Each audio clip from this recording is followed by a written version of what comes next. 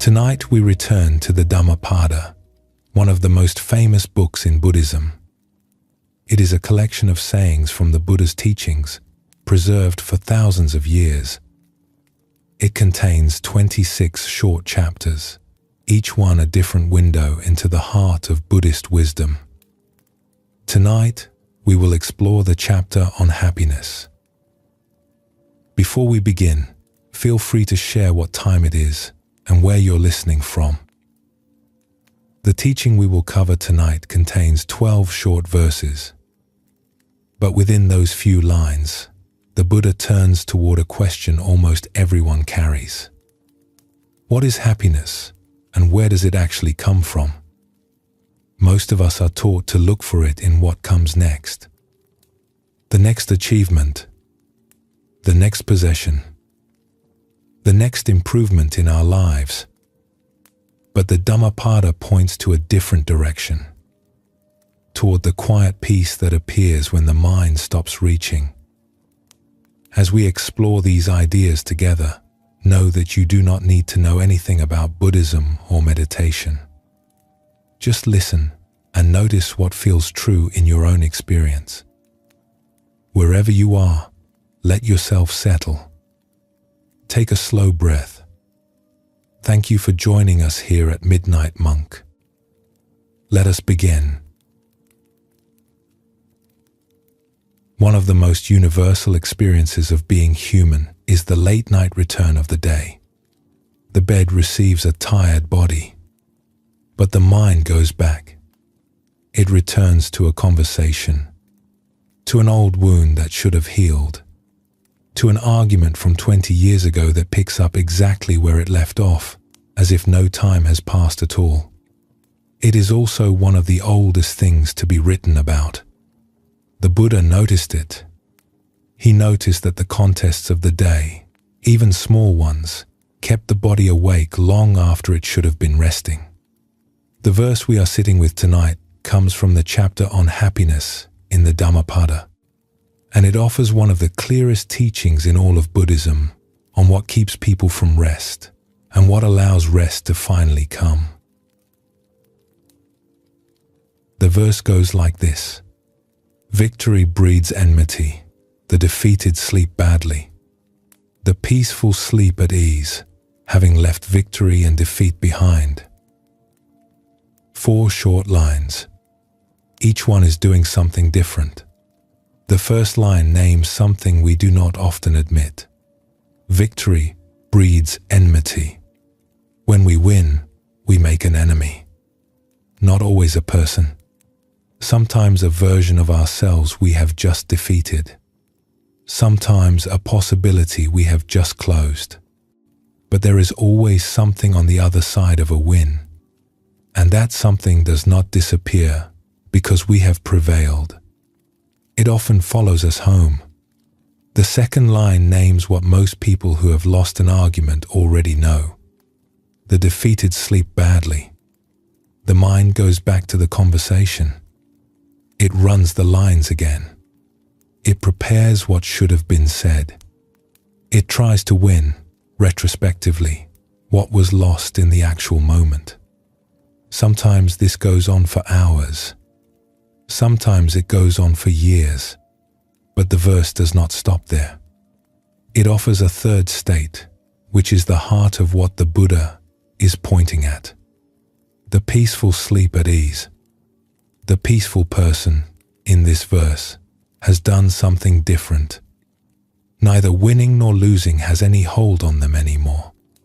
They have stepped out of the contest entirely, not by becoming passive or by refusing to act in the world, but by no longer needing the score to come out a certain way.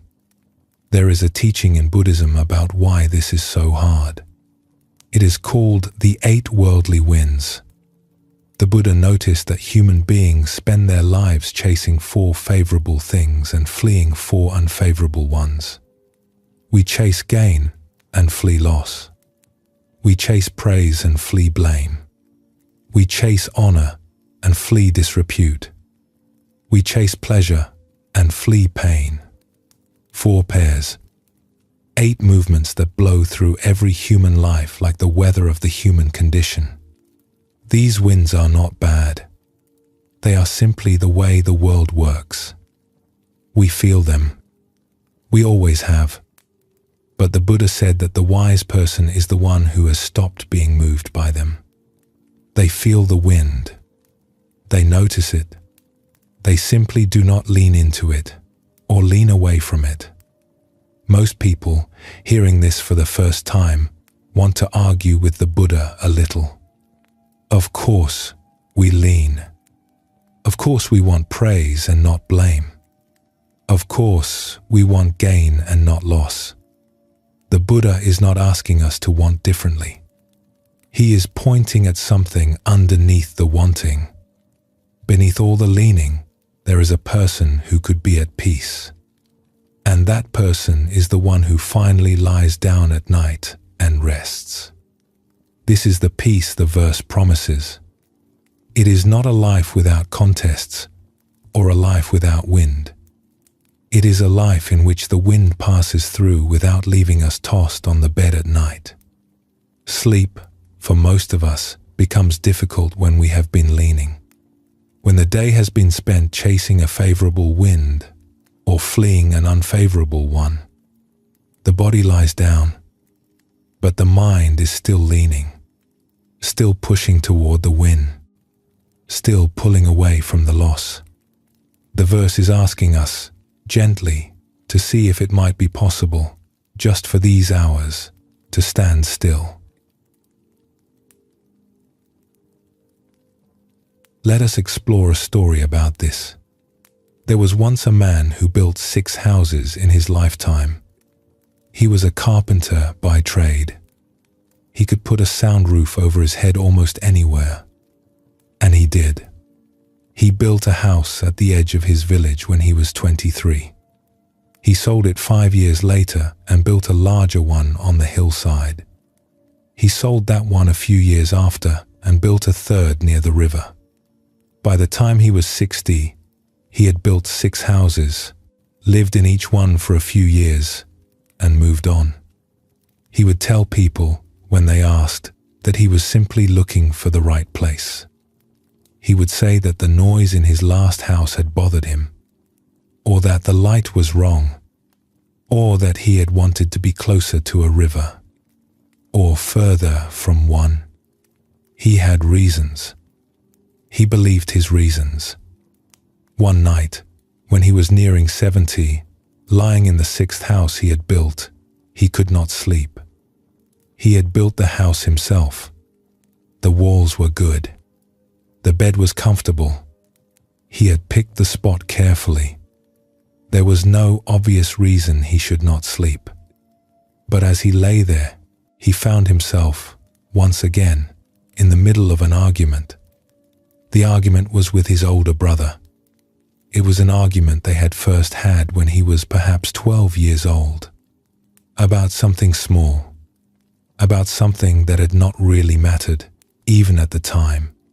His brother had been gone now for almost 10 years.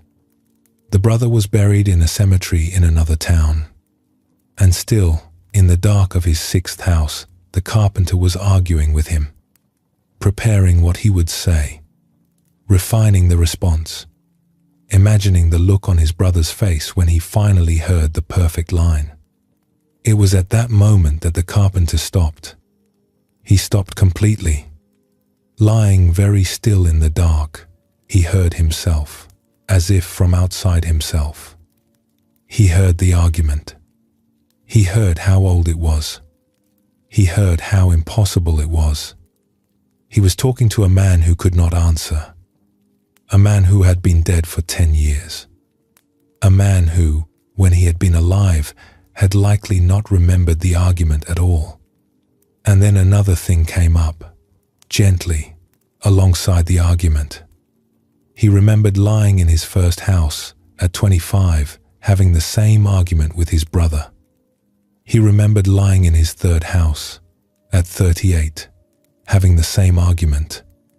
He remembered lying in his 4th house, his 5th. He had built 6 houses. He had moved many times, but he had been in the same argument all along. He thought, slowly, about the other contests he had been carrying, not just with his brother, with his first business partner who had betrayed him, with the wife who had left, with the neighbor who had once humiliated him in front of others. None of these people were still in his life. Most were no longer alive at all. But the contests with them were. The contests had moved with him into every house. The houses had not been the problem. He had built them well, each one. He had simply been carrying the same arguments from bed to bed for 50 years. That night, alone in his 6th house, he did something he had never done. He did not solve the argument with his brother. He did not forgive his brother. He did not even decide what he would have said if he had had the chance to say it. He simply, for the first time in nearly 60 years, stopped having the argument. The relief was so great that he wept. In the morning he was tired but rested. Something had moved inside him. He stayed in that house for the rest of his life, which was a long one. He did not build a 7th. He had finally arrived. The houses were not the man's problem. He had built them well, each one. The peace he was looking for was not in any of them, but it was also not in any other house he might have built. The contest he was carrying was the trouble. The contest he could not put down. There is something the Buddha taught about this. He taught that the mind feeds on what we give it. An argument we replay grows stronger each time we replay it. A grievance we rehearse becomes part of us. We do not just carry these things. We keep them alive by attending to them. The argument with the dead brother had only one living participant, and that participant kept the argument going every night for 50 years. In Buddhist understanding, this is one of the deepest forms of attachment and one of the hardest to see. We expect attachment to look like wanting more. Pleasant things, comforts, accolades. But the same mechanism that keeps us attached to what we want keeps us attached to our resentments. We hold the old wound. We refine it. We feed it with attention. And it stays alive in us, sometimes long after the people involved are gone. This is what the verse is naming. Victory breeds enmity. Defeat keeps you awake. Both states are exhausting because both states are forms of holding on. The body does not rest when the mind is still standing on the field, still arguing, still proving. The peaceful sleep at ease, having left victory and defeat behind. The Buddha is not asking the world to stop being a place of conflict. He is asking us to stop feeding the conflict and to stop bringing it to bed with us. Let us explore another story. There was once an old monk who had become famous in his youth for a single act. When he was a young scholar, perhaps 30 years old, he had participated in a public debate against a senior teacher of a rival school. The teacher had been older, more learned, more famous. Everyone expected the young scholar to lose. He won. The win had been decisive. He had been quick and clear and unafraid. The crowd had cheered. The senior teacher had been gracious in defeat, but his reputation had suffered. The young scholar's own reputation had grown. He had been invited to teach in larger temples. He had risen quickly. By the time he was 60, he was the abbot of a respected monastery. He had taught hundreds of students. He had written several books. By any measure of his world, he had succeeded. One evening, sitting on the porch of his hut with a young monk who had come to ask him questions, he said something that surprised the younger man. "Do you know what I would change about my life if I could?" he asked. The younger monk shook his head. "I would lose that debate," the old monk said. The young monk did not understand.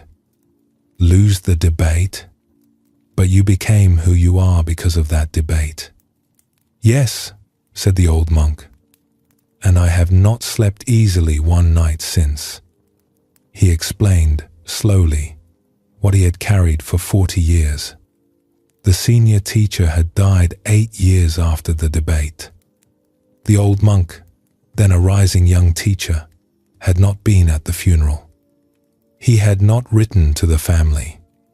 He had been told by people who had been close to the senior teacher that the man had been deeply wounded by the public defeat and had withdrawn in his last years.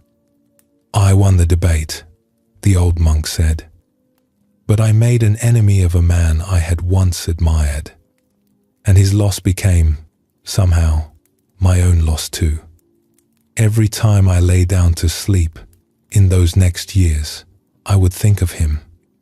I would try to argue, in my head, that the debate had been honest, that I had not been cruel, that winning had been my right. But the arguing did not stop. It went on for years. By the time it began to soften, the senior teacher was already gone." The young monk asked, "Is that why you teach the way you do?" "It is part of why," said the old monk. "I learned, over many sleepless nights, what the Buddha had been saying in one short verse. Victory breeds enmity. The defeated sleep badly, but the winner sometimes also sleeps badly.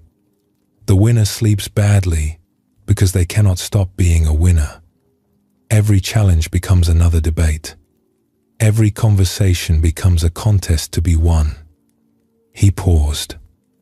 "I have tried, in my old age, to teach without winning, to say what I see and let others have what they see, to not need any agreement. It is the only way I have found, this late in life, to lie down at night without the old debate following me into the dark."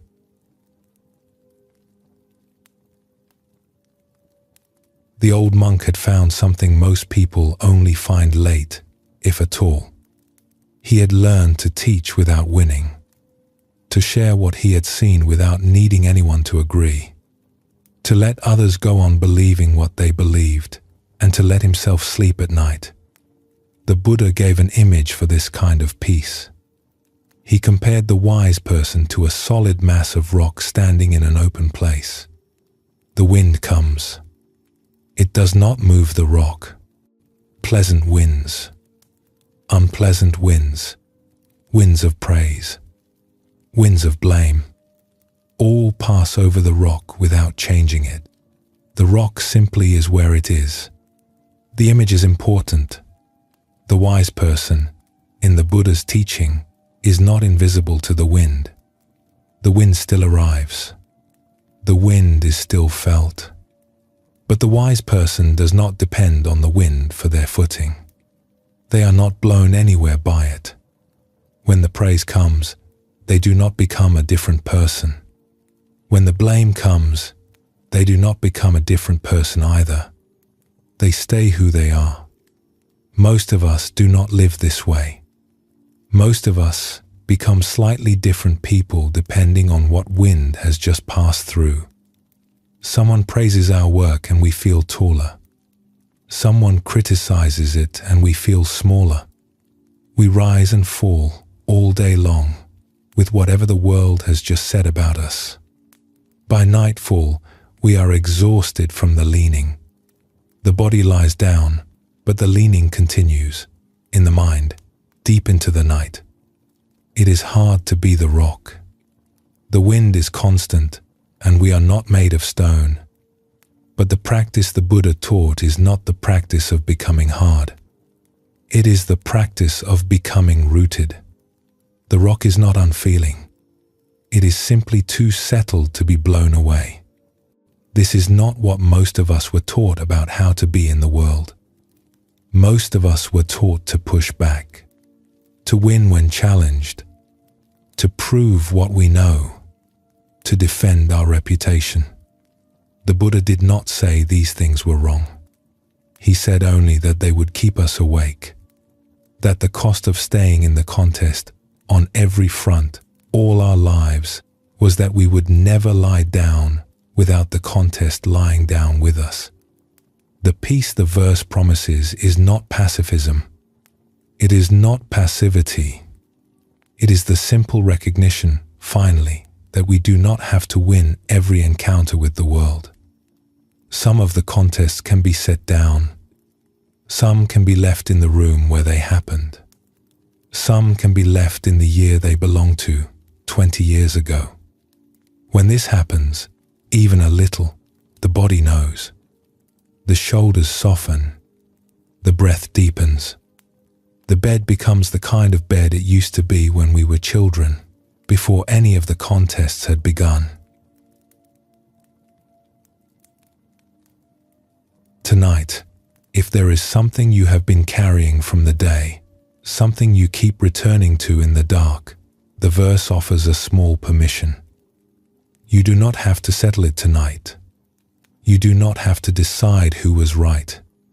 You do not have to plan what to say if it comes up again. The contest, whatever it is, can wait until morning, or it can wait forever. The world will be there when you wake.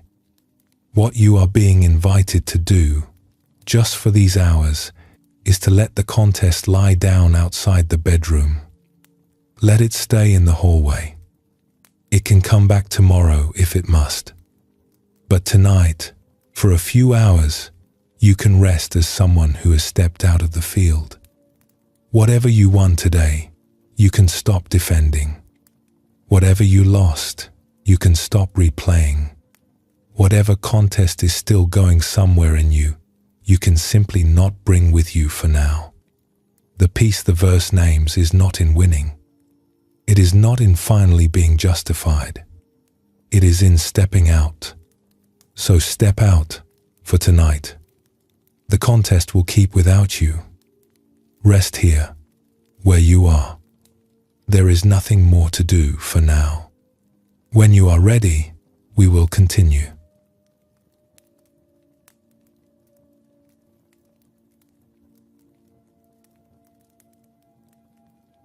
Late in many lives, often in solitude, a question arrives that the person has been carrying without quite asking.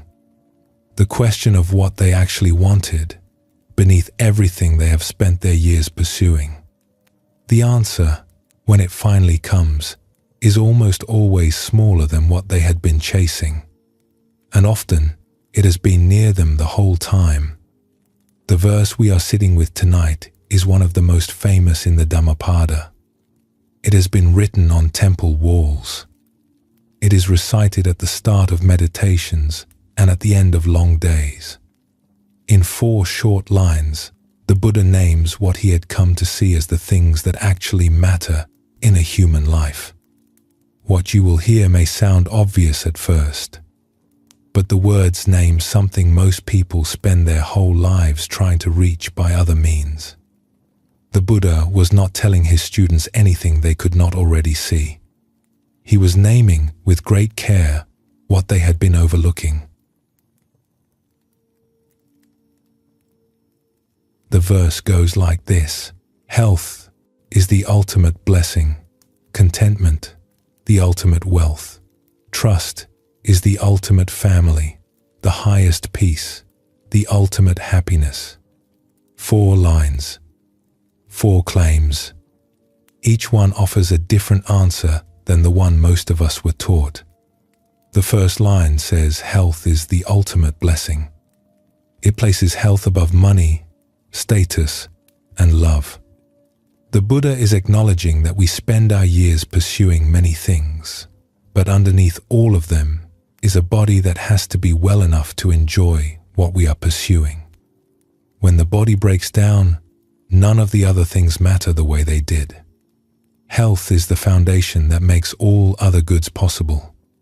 This is something most people learn only when they lose it.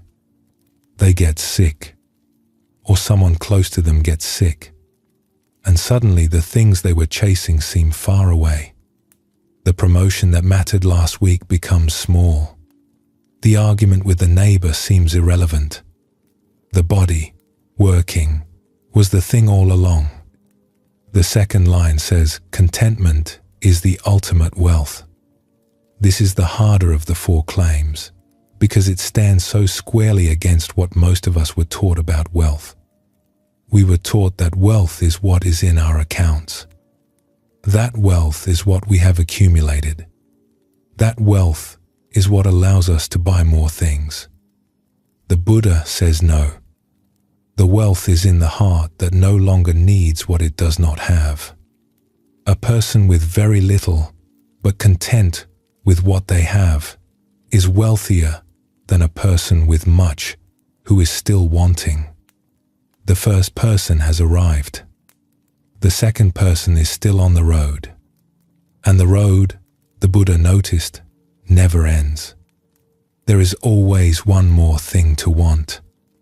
This is what later traditions have called the hedonic treadmill, though the Buddha did not have that English phrase. He observed, over many years of watching his own mind and the minds of his students, that getting what we want does not produce lasting satisfaction. It produces, briefly, relief. And then it produces a new want, often larger than the first. We get the better house, and within a year, we are wanting a different one. We get the position, and within a year, we are wanting the next position above it. We get the relationship, and within a year we are noticing what is missing from it. This is not a moral failing. It is the way the mind, untended, works. The wanting renews itself. The chase produces more chase. Ajahn Chah, a beloved Thai forest monk who taught in the 20th century and was known for his plain, often humorous teaching, once said that looking for peace through getting what you want is like looking for a turtle with a mustache. You will not find one. There is no version of having enough that arrives on its own. The third line says, trust is the ultimate family. It places trust above shared blood, shared name, shared history. The Buddha is naming what actually binds people. Many of us have families we cannot trust.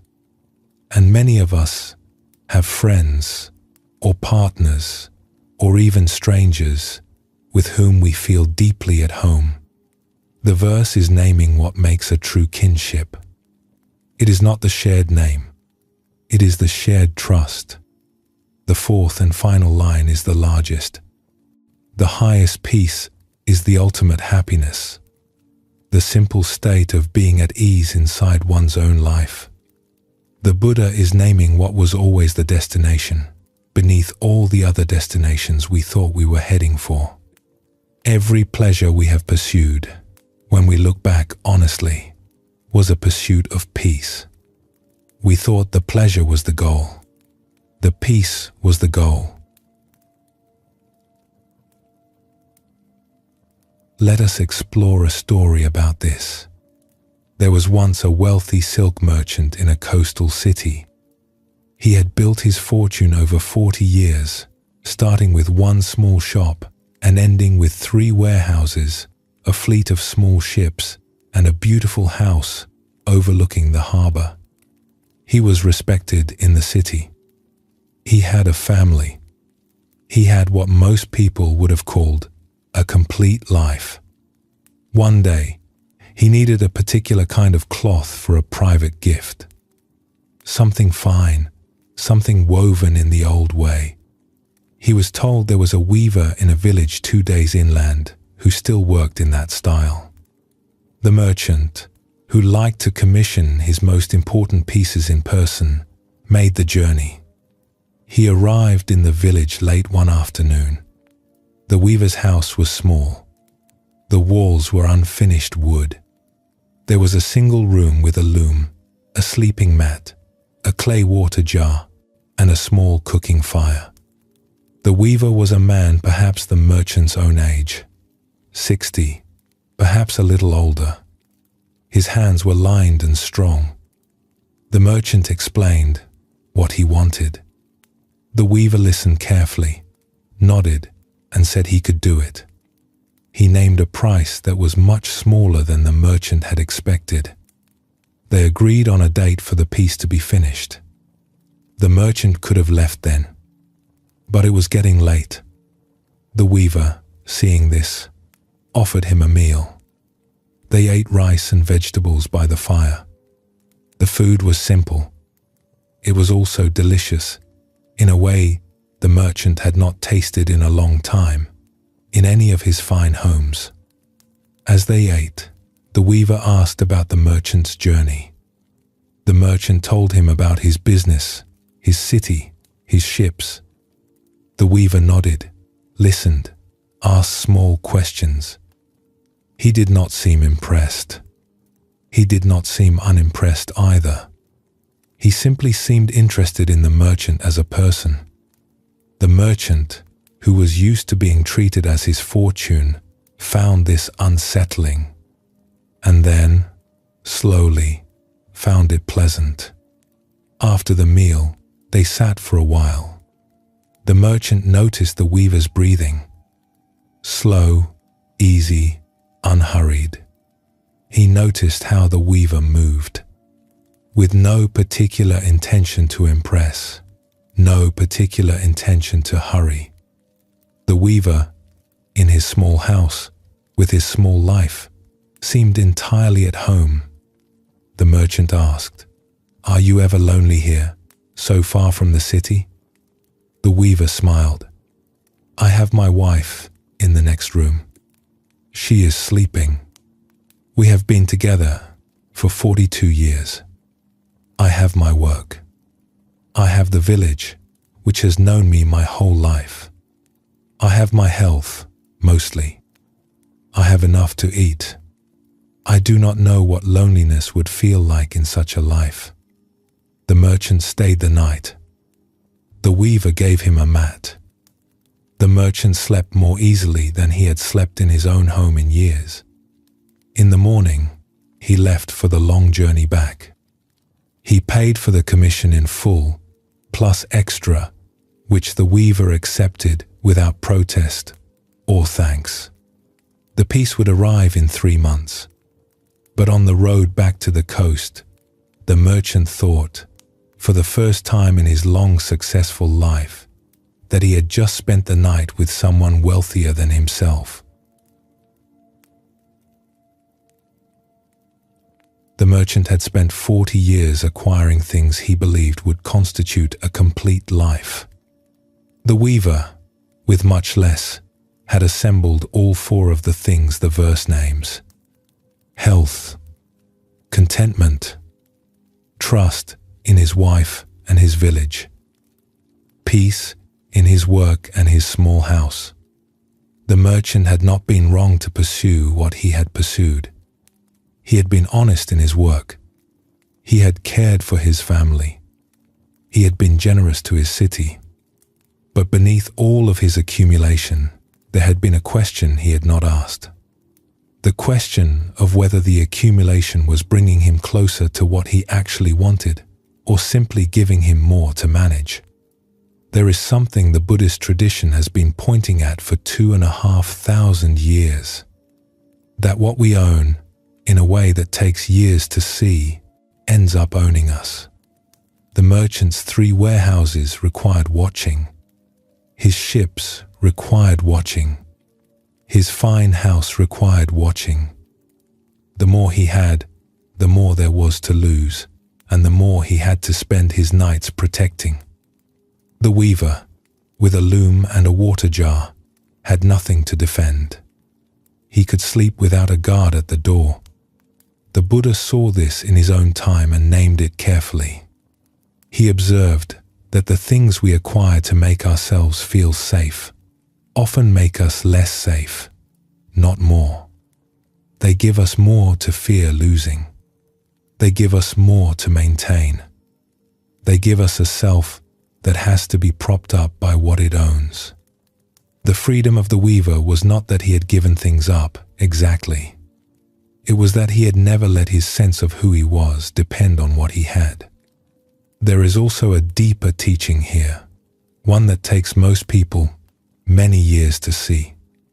We tend to look for happiness in the things we can hold. The Buddha kept gently pointing in the other direction. The things that actually make a life feel full, he said, cannot be held in the hands at all. They can only be cultivated in the heart. A body cared for, day by day. A mind that has stopped wanting more. A few people who know us. A peace that does not depend on what is happening around us. The wealth we can see and weigh is not the same wealth that makes a life feel full. The two can be combined. They sometimes are, but they are different currencies. The merchant had been wealthy in one. The weaver had been wealthy in the other, and only one of them slept easily at night. Let us explore another story. There was once an old nun who lived in a small temple on the side of a mountain. She had been there for almost 50 years. She had entered the order as a young woman after the death of her parents and had risen slowly through the small community until, by her late 60s, she was the most senior woman in the temple. She did not have a title. She did not seek one. The other nuns and the visiting students simply came to her with their questions. One spring afternoon, a young student arrived who had been studying philosophy in a distant city. He had come to the temple, he said, to understand what mattered. He had read many books. He had spoken with many teachers. He still felt, in some deep way, that he was missing something. The old nun received him in her small room. There was a sleeping mat, a few books on a shelf, a wooden bowl, a clay pot of water, a window looking out at the mountain. Nothing else.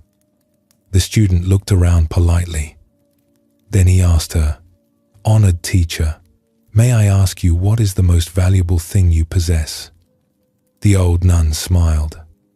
It was the kind of smile that suggested she had been asked the question many times before and that she did not mind it. "That is a good question," she said. "Let me think for a moment." She looked around her room.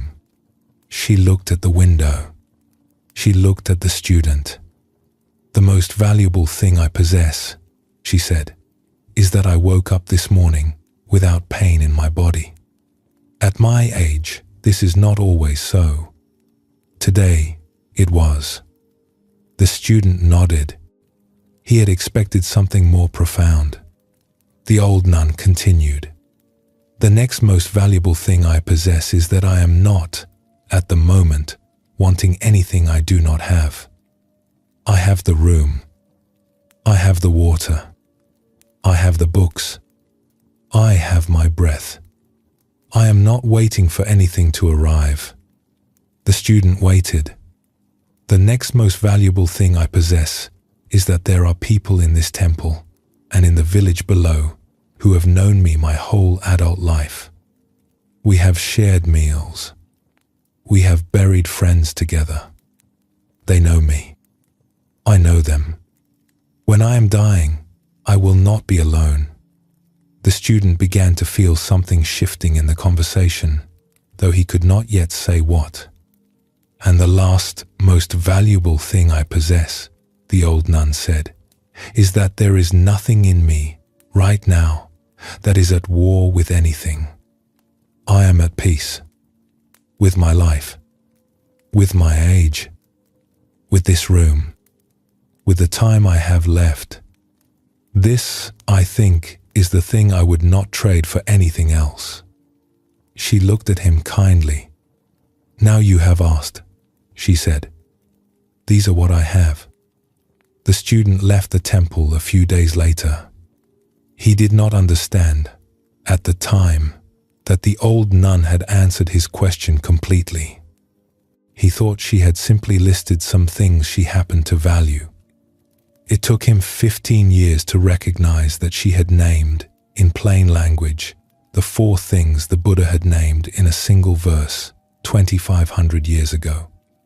By the time he saw it, he had begun, very slowly, to gather the same 4 things into his own life.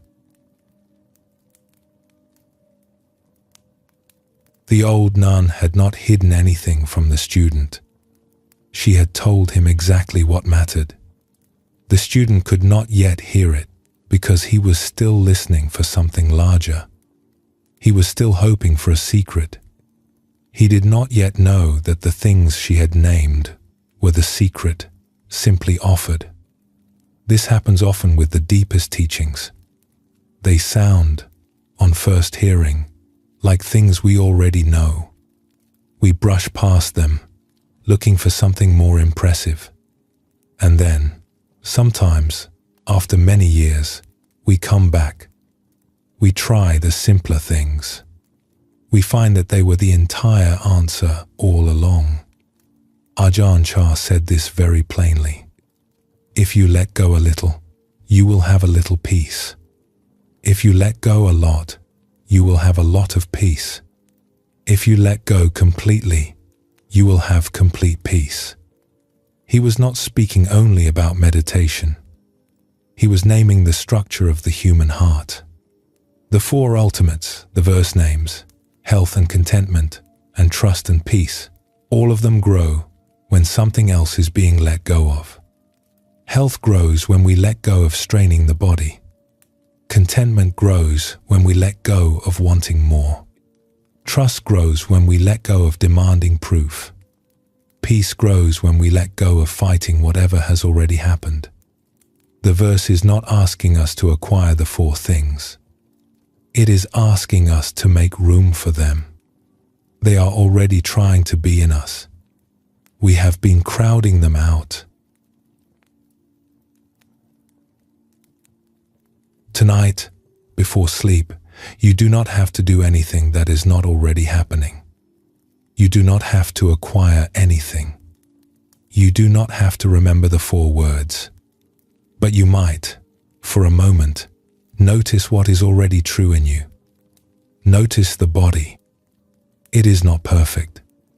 It has aches. It has things that do not work the way they did. But it is here. It has carried you through the day. There is something to be grateful for in a body that is still doing its work. Notice the wanting. There is some, certainly. There always is. But notice also that, right now, in this bed, there is nothing you urgently need to get. Nothing you have to acquire before sleep. For these hours, there is no shopping. There is no chasing. Notice the people in your life whom you trust. There may be few. There may be many. But there is at least one. Hold them in mind for a moment. They are with you, somewhere in the world, even tonight. And notice, finally, that the peace the verse names is not somewhere else. It is what is left when the rest of the noise grows still. Stay here for a few breaths. Let the body grow heavy. When you are ready, we will continue.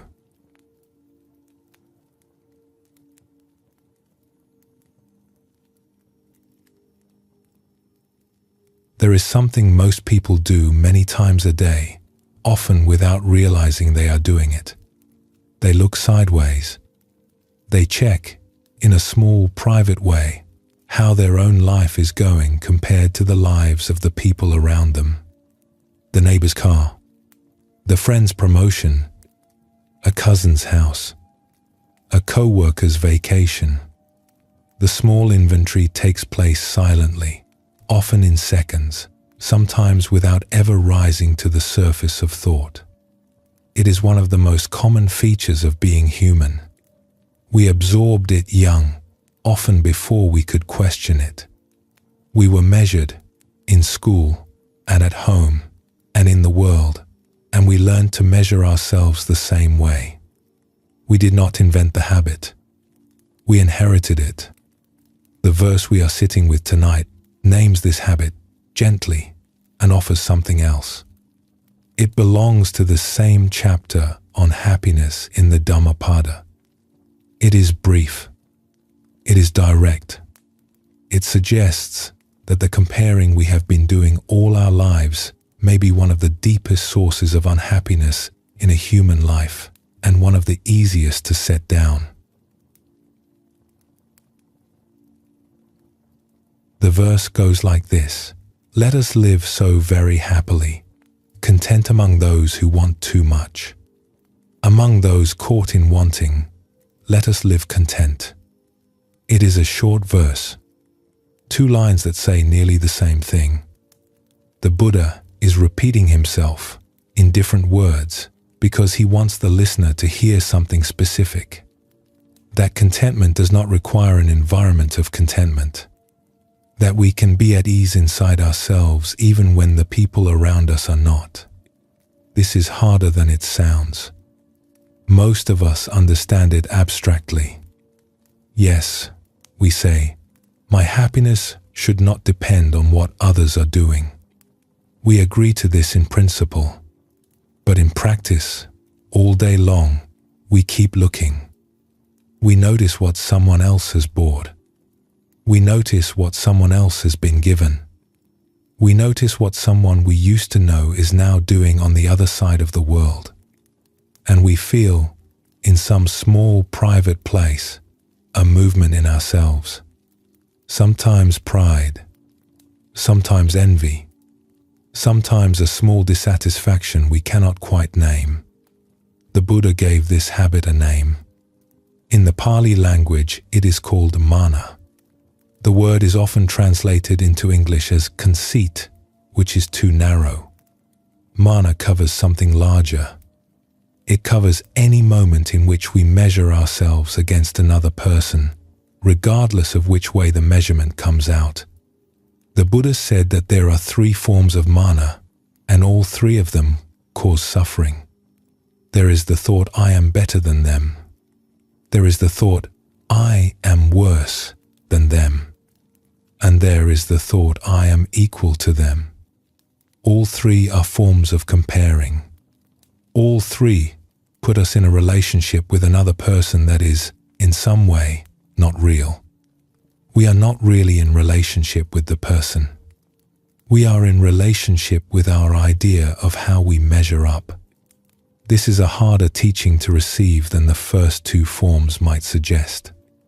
It is easy to see how I am worse than them causes suffering. We feel small. We feel less. But why would I am better than them cause suffering? The Buddha said it causes suffering because it places us on a kind of ladder where we have to keep watching for who is climbing past us. We have to keep defending the position. We have to keep producing evidence. We cannot rest because the ladder is always moving. And I am equal to them, the Buddha said, causes suffering of its own. It looks safe, but it is still a measurement. It still depends on the other person staying where they are. It is fragile. It is anxious. It is not the same as being free of the ladder altogether. The freedom the verse names is freedom from the ladder, not climbing, not stepping down, stepping off. This is a freedom that takes most people many years to find, if they find it at all. We were taught, almost from birth, to climb the ladder, to collect rankings, to know where we stood. Stepping off feels, at first, like falling. But it is not falling. It is simply standing on the ground, which is where we were the whole time. The ground does not move. The ladder does. The verse does not promise that the people around us will stop wanting too much. They will not.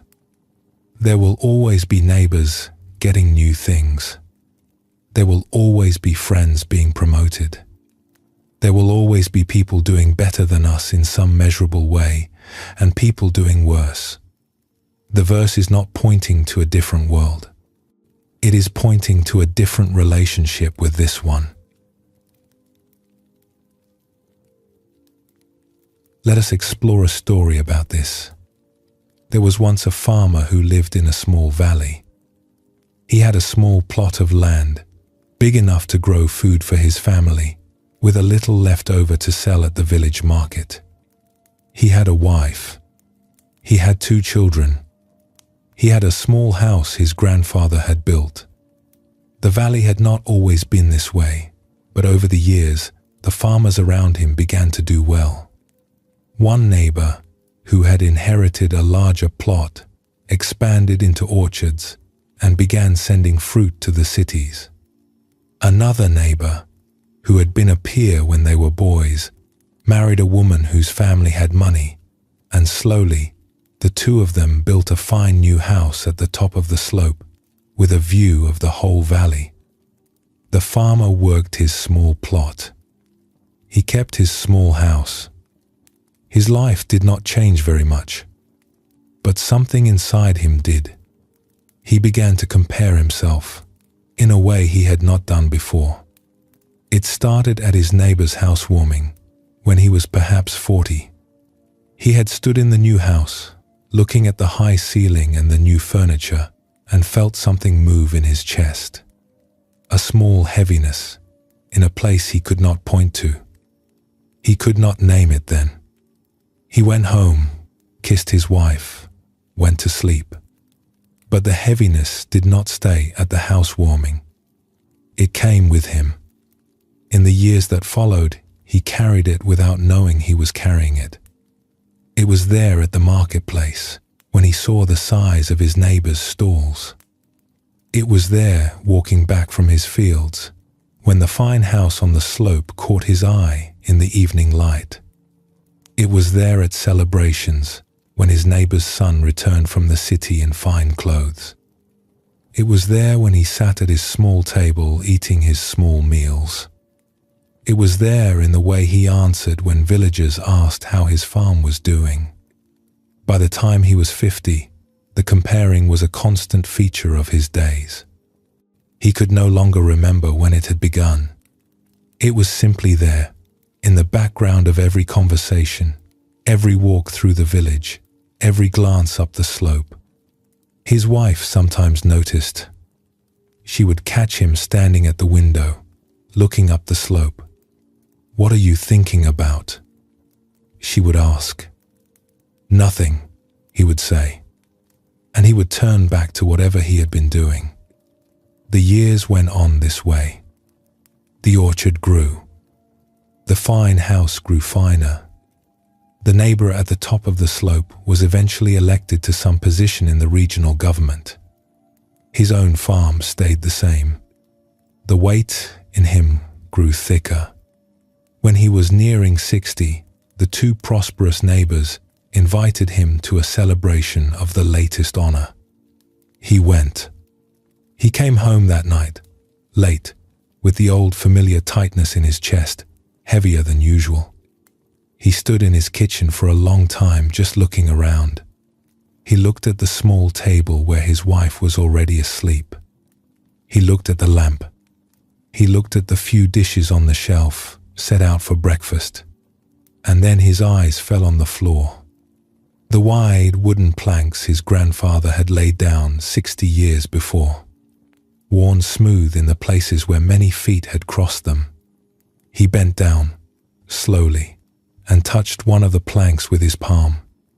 The wood was warm. He remembered, then, his grandfather. He remembered the man's lined hands. He remembered that his grandfather had lived in this small house for his entire long life. He had never built a finer one. He had never moved up the slope. He had grown old at this same table, with the wife he had loved, in the kitchen with the worn floor. And the farmer thought, standing there with his hand on the wood, that his grandfather had been a man with a complete life. He straightened up. He looked around the kitchen again. He saw it a bit differently now. The small table, his wife, asleep, soft breath rising and falling. And he thought, for the first time in 20 years, that he did not want what his neighbors had. This recognition was not a decision to be noble or grateful. It was the natural end of 2 decades of carrying a weight he had not known he was carrying. He had finally seen what he had been looking past. He loved the kitchen. He loved the worn floor. He loved his wife, sleeping. He loved his son, who had stayed. He had loved them all along.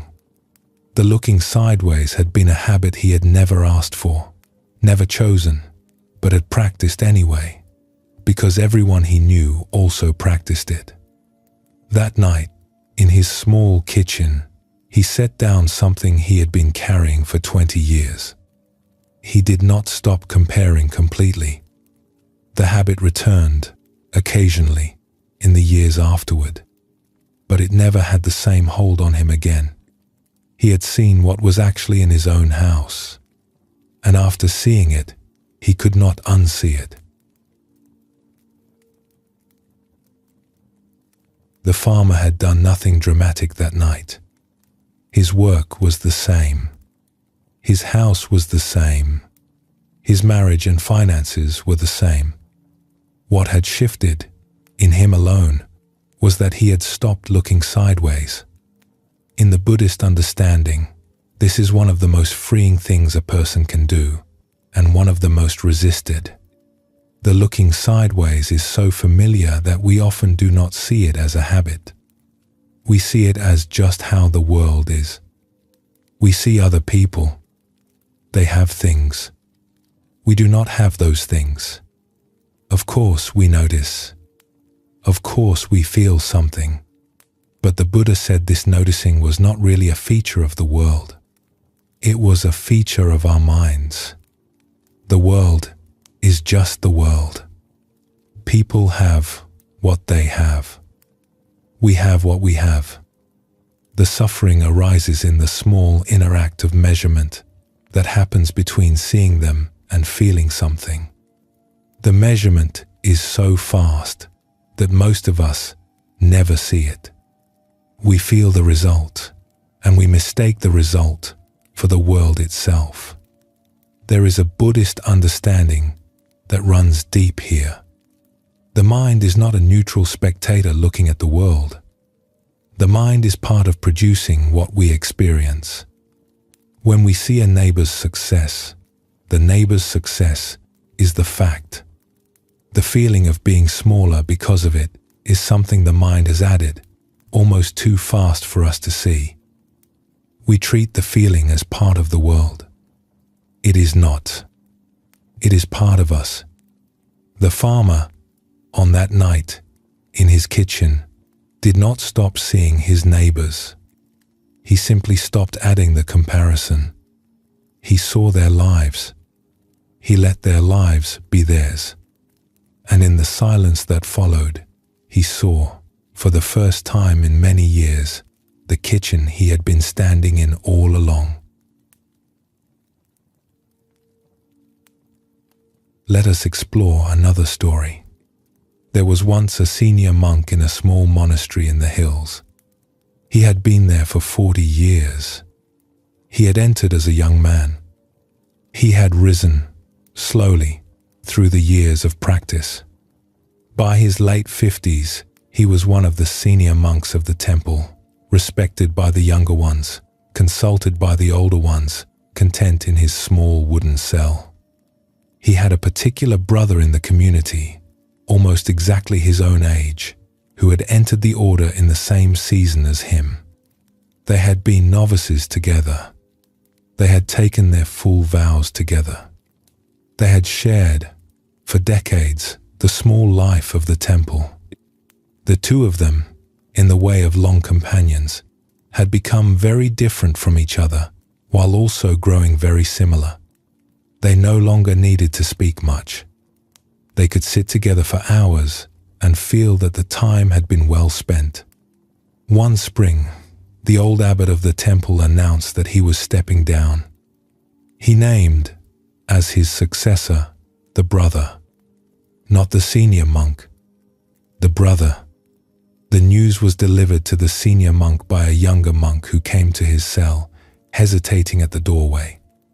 "Brother," the younger monk said, "I have come from the meeting." "Yes?" "The abbot has named his successor." The senior monk waited. The younger monk said the brother's name. The senior monk nodded. "Thank you for telling me," he said. The younger monk bowed and left. The senior monk sat alone in his cell. His first response surprised him. He felt a small sting, somewhere in his chest. Soft, brief, the kind of small movement a person feels when they realize they have been left out of something they had not known they wanted. He sat with this small sting for a long time. He had not, in his 40 years at the temple, ever thought of himself as wanting to be abbot. He had never made any move toward the position. He had never expressed an interest. He would have said, honestly, if asked, that he had no ambition for it. And yet the sting had come. He did not understand it. What he did next is the part of the story worth telling. He did not push the sting away or try to dissolve it.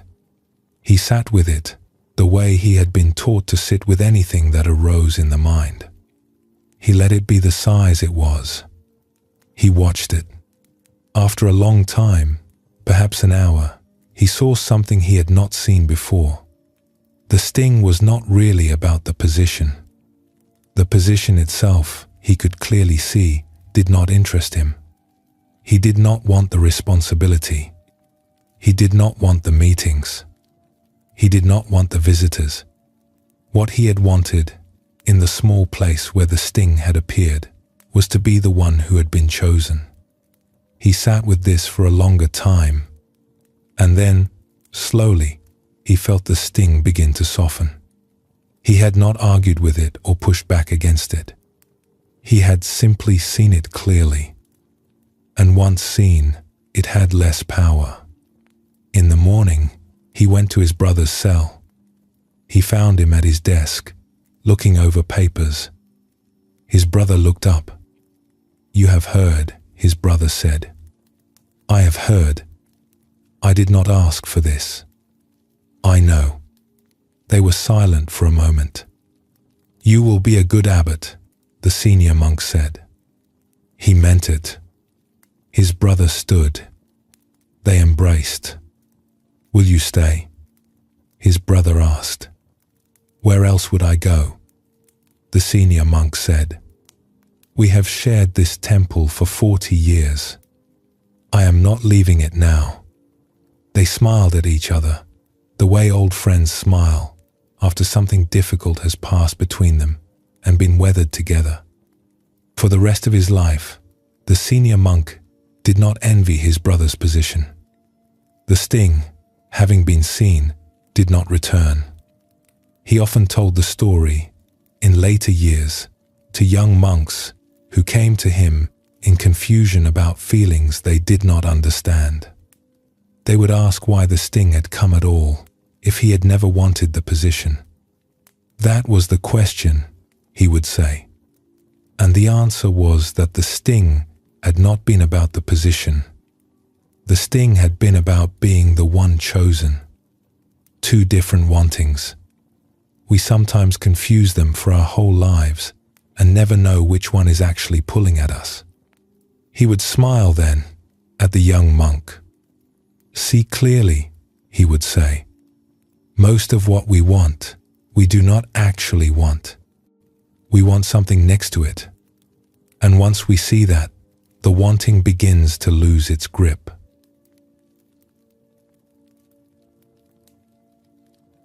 The senior monk had done nothing outward.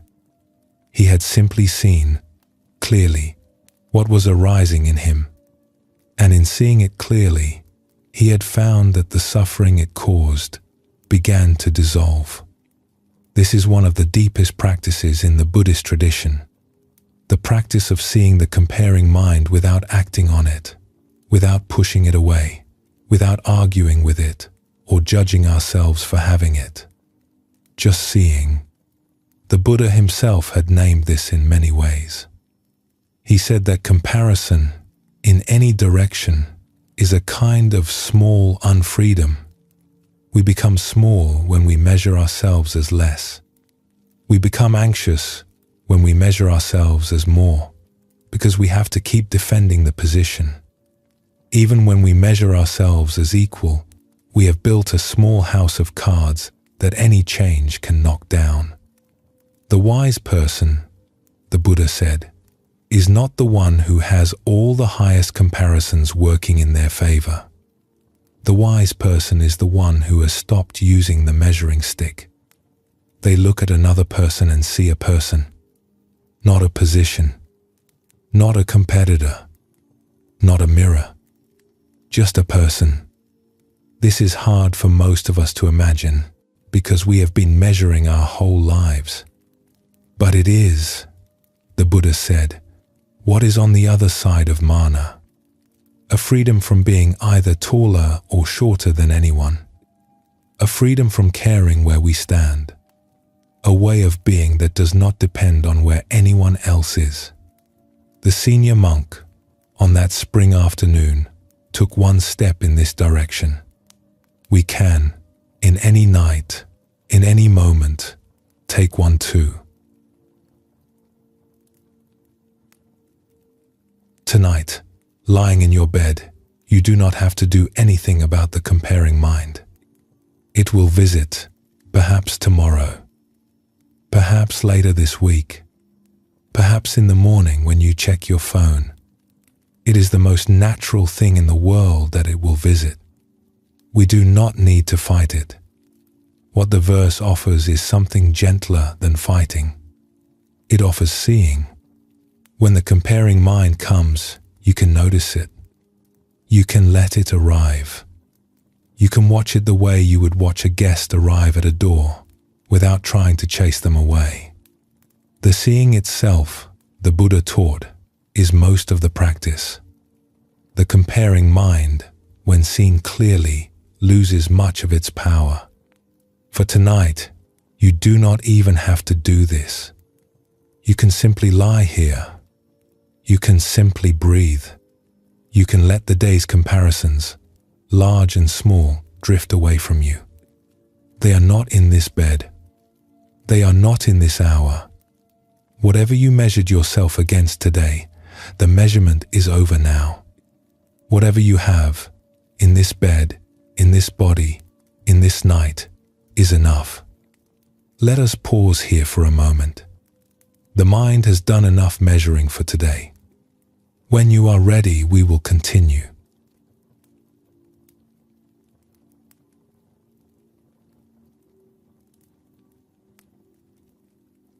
There is someone in almost every life who is hard to love.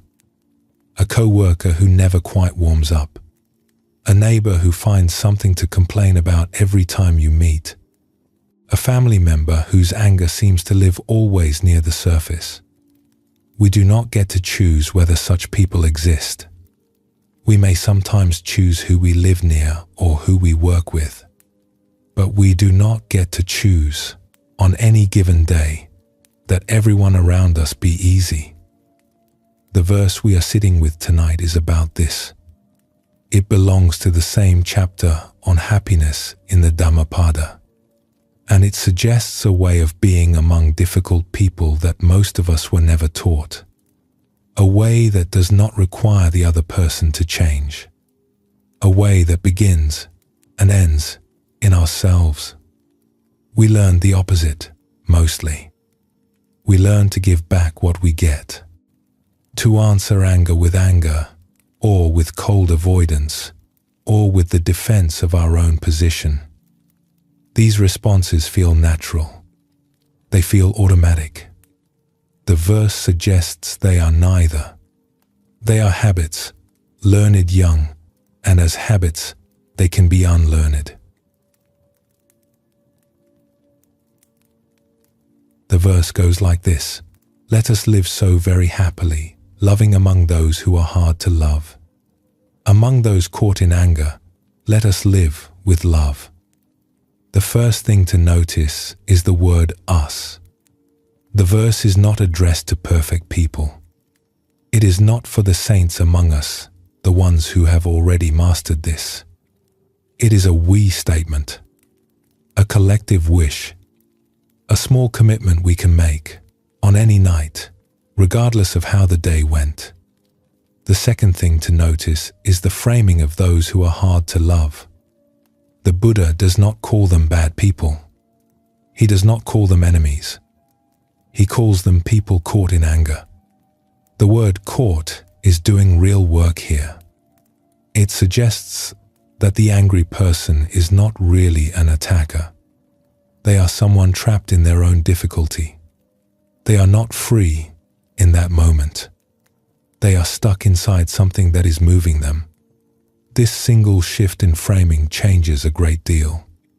When we see another person as caught, we can have compassion for them, even when their behavior is unpleasant. When we see them as an attacker, we become defensive. The two responses lead to very different lives. But the verse does not stop at how we should see others. It tells us how we can be ourselves, loving among the hard to love, living with love among those caught in anger. This is harder than it sounds for a reason most of us do not see. When someone is angry at us, we tend to feel, almost automatically, that we have to respond in kind. We have to defend ourselves. We have to push back. We have to make sure the other person knows they cannot speak to us that way. These responses arise so quickly that they do not feel like choices. They feel like who we are. But they are not who we are. They are habits the mind has learned. The Buddha taught that one of the deepest forms of unfreedom in a human life is the identification we have with our own reactions. We think, when someone is unkind to us, that we must be unkind back. We think this is honesty. We think it is self-respect. We do not see that we are simply continuing a pattern someone else has started. The word love in this verse may sound impossibly large. Most of us would not say we love the difficult people in our lives. We may not even like them. But the verse is not asking us to feel something we do not feel. It is asking something smaller and more available. It is asking us not to close ourselves off when they arrive. It is asking us to keep the warmth we already carry, even when warmth is not being returned. This does not mean accepting cruelty or letting people hurt us without protection. It means something more specific. It means not becoming the mirror image of whatever has been thrown at us. It means staying in our hearts what we actually want to be.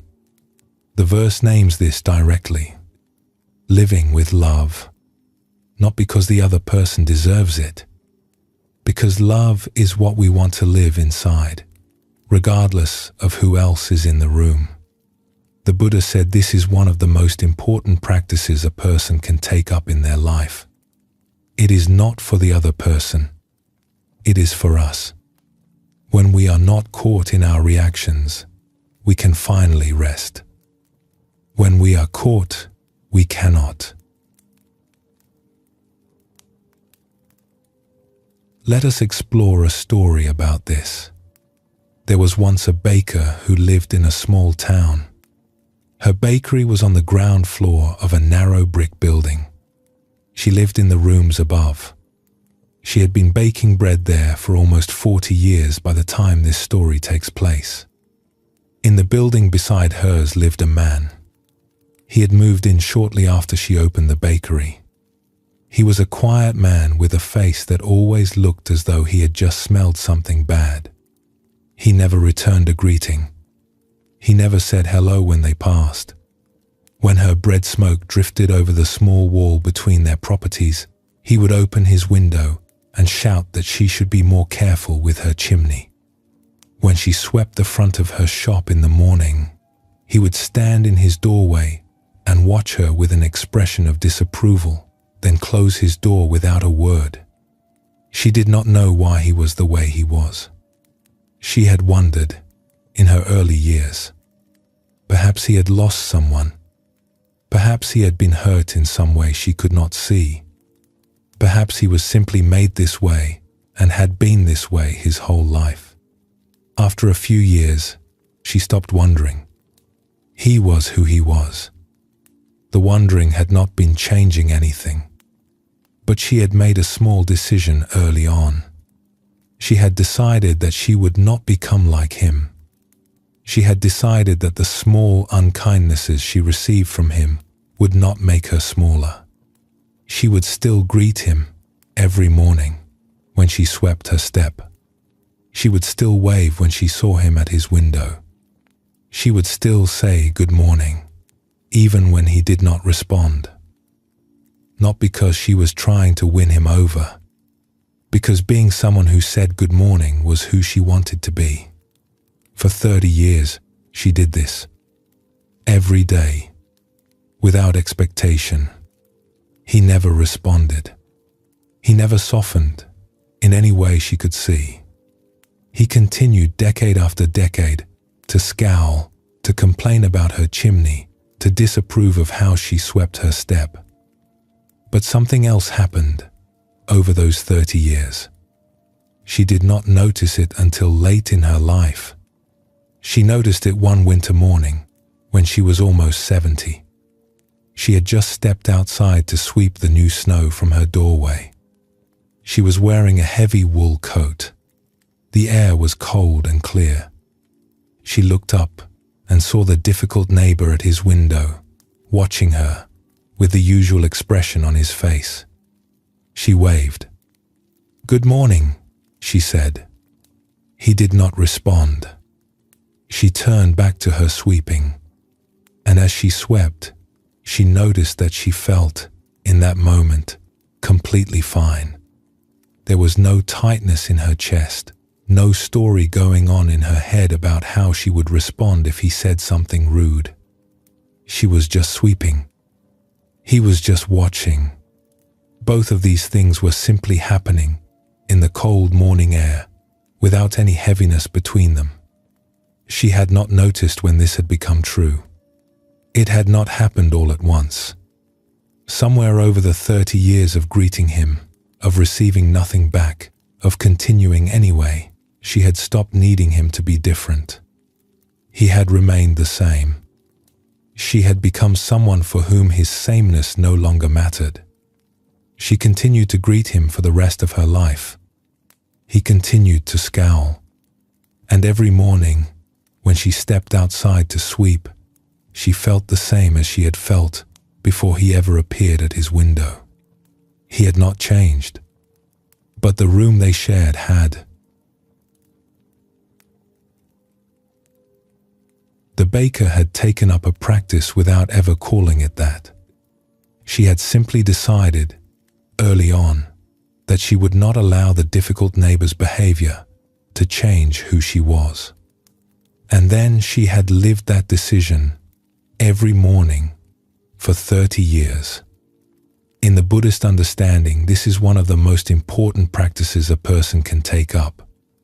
It is sometimes called metta, a Pali word usually translated as loving kindness. The English is misleading. Metta does not require us to feel affection for everyone. It does not require us to like the people we are around. It is closer to a steady warmth we maintain in ourselves, regardless of what is being directed at us. The warmth is not really about them. It is the temperature we have decided to keep our own heart at. The Buddha taught that this practice is not the same as effort. It is not something we do once, dramatically, when someone has been cruel to us. It is something we do continuously, in small ways, in the unremarkable moments of our daily lives. The morning greeting that is not returned, the small kindness that is not noticed, the patience we extend to someone who tries our patience repeatedly. These are the moments where metta is actually practiced. There is something else here that takes a long time to see. The baker had not been doing the practice for the neighbor's sake. She had been doing it for her own. She did not depend on the difficult neighbor for her sense of who she was. He could not give her what she had already given herself. He could not take it from her either. This is one of the small freedoms the verse points at. The freedom from needing the people around us to be different than they are. Let us explore another story. There was once a teacher who ran a small village school. She had been teaching there for more than 20 years. She knew every family in the village. She had taught most of the parents when they were children themselves. She was respected, mostly, though there had been moments over the years when parents had come to her with concerns, sometimes sharp ones. She had learned, slowly, how to be with these moments. One afternoon, in her later years, a father came to the school. He arrived just after the children had gone home for the day. The teacher was alone, putting away books and wiping the blackboard. She heard the door open and turned to see him standing in the doorway, his face dark. She knew the man. She had taught him too, 20 years before, when he had been 12. She had seen him grow into a quiet adult, marry, become a father himself. She had not seen him angry before this afternoon. "You said something to my son," he said, his voice loud in the empty classroom. "You told him he was not good enough at his lessons. He came home crying." The teacher set down the eraser she had been holding. She turned fully to face him. She did not say anything. He kept going. "My son is a good boy. He works hard. You have no right to tell him he is not good enough. Who do you think you are?" He went on for a while. The teacher listened, without interrupting. She did not move from where she was standing or defend herself or explain.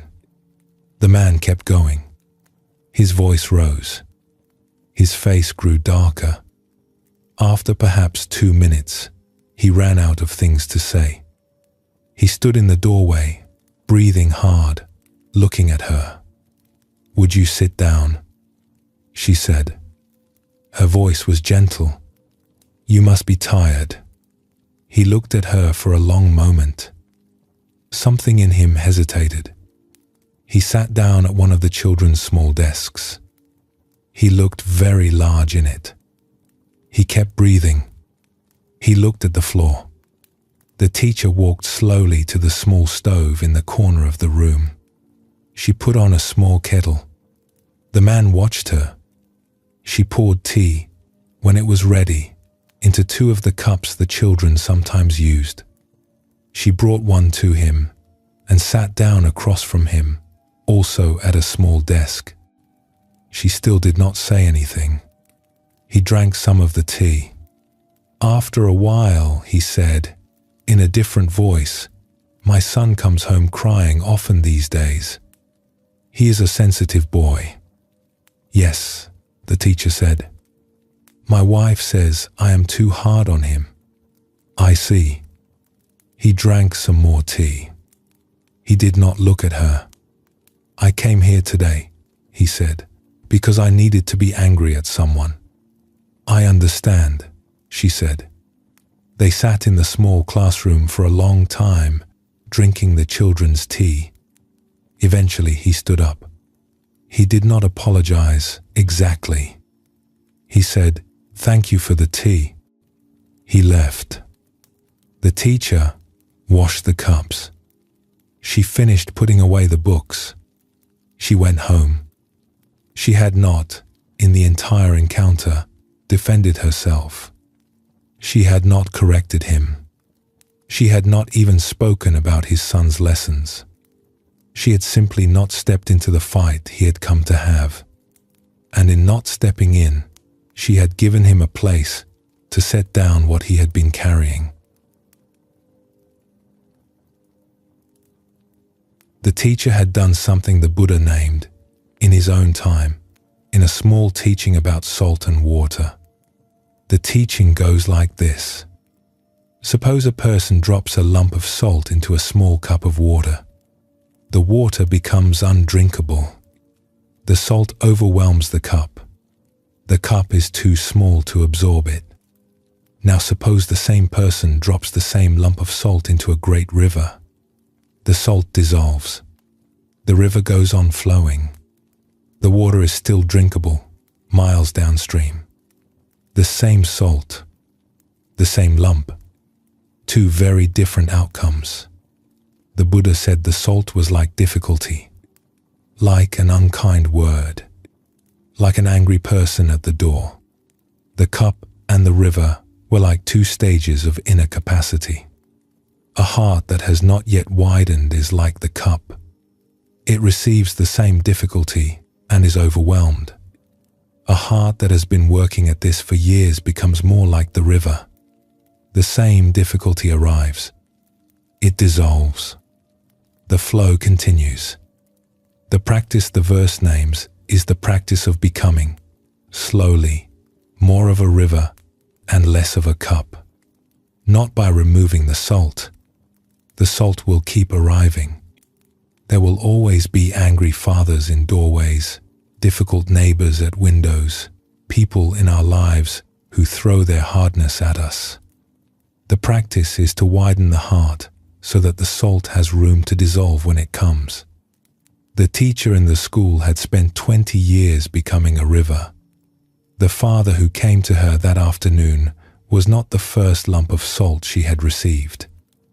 He would not be the last.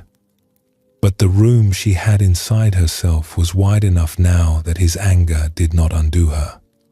She could be steady and present and even gentle with him because his anger had no narrow place in her to land. Tonight, the practice of being a river is not asked of you. You do not have to forgive anyone or figure out how to handle the difficult people in your life. You can simply rest. But there might be someone you have been carrying. A coworker, a relative, a neighbor, someone whose recent unkindness or long unkindness has stayed in you. The body lies down, but they are still in the room.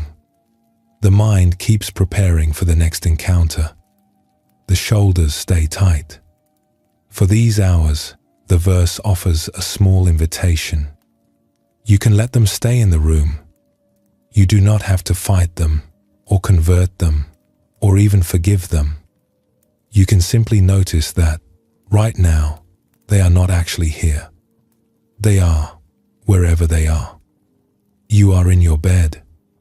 The body can rest, even if the heart is still working something out. The two can be true at once. Whatever has been hard with them today, it does not have to be hard tonight. The encounter is over. The salt has been dropped. The river goes on flowing. Let the body grow soft here. The day's difficulties have passed. When you are ready, we will continue.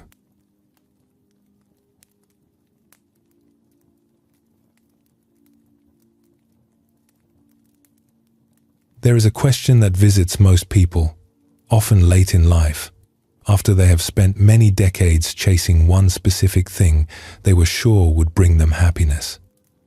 The question is not why they failed. Most of them did not fail. The question is harder than that. The question is, now that I have it, why am I not happier? This is one of the most disorienting questions a human being can ask. We have been told, in many ways, that getting what we want is the path to being content. We have built our lives around this assumption. We have postponed peace, often for decades, in the belief that the right achievement, the right relationship, the right amount in the right account would finally settle us. The verse we are sitting with tonight is about what we discover, sometimes, when we finally arrive. It belongs to the same chapter on happiness in the Dhammapada. It is one of the most striking lines in the entire book, and it names something the Buddha had come to see after years of his own searching. The verse goes like this: "There is no bliss like peace." It is one short line, but it sits at the end of a longer verse that names what the Buddha had come to see as the deepest causes of human suffering. He named greed. He named hate. He named the burden of being inside a body that ages and breaks. And then, at the end, he named what is on the other side of all of that. Peace, not pleasure, not excitement, not victory. Peace. This is one of the largest claims in Buddhist teaching. The Buddha is saying that everything we have ever pursued, in our own way, was a search for peace. Every pleasure was a small reach for peace. Every accomplishment was a small reach for peace. Every relationship, every meal, every moment of laughter, every glass of wine, every nap on a Sunday afternoon was a small reach for peace. This sounds like a strange claim until you sit with it. Try to remember a time you wanted something badly. A particular relationship, perhaps. A particular job. A particular outcome. Now ask yourself, honestly, what you imagined you would feel when you got it. Not the surface answer. The deeper answer. Most of us, if we look honestly, will find that we imagined a kind of settling, a relief, a moment of being able to stop reaching. That moment of being able to stop reaching is peace. It was what we were actually after. The relationship, the job, the outcome were vehicles. The peace was the destination. The Buddha taught that we suffer because we confuse the vehicle for the destination. We think the relationship will give us peace. So we chase it. We get it. And then, after a brief moment of relief, we discover that the peace did not arrive with the relationship. It arrived briefly, in the moment, after we got what we had been wanting. And then it left, as we began to want the next thing. In the Pali language, this is called tanha. The word is usually translated as craving or thirst, but it is more specific than that. Tanha is the engine of wanting that never quite turns off. We satisfy one wanting. Tanha produces a new wanting. We satisfy that one. Tanha produces another. The wheel turns. It does not stop turning by being fed. The Buddha named this as the cause of human suffering. Not the things themselves. Not the wanting of things. The pattern of believing that the next thing will be the one that settles us. The endless small chase. The peace that was actually available, all along, postponed for one more arrival. The verse names what is on the other side of this pattern. There is no bliss like peace. The Buddha is not saying that pleasure is bad. He is not saying that achievements are wrong. He is saying that the thing we have actually been after, in everything we have ever pursued, is available without the chase.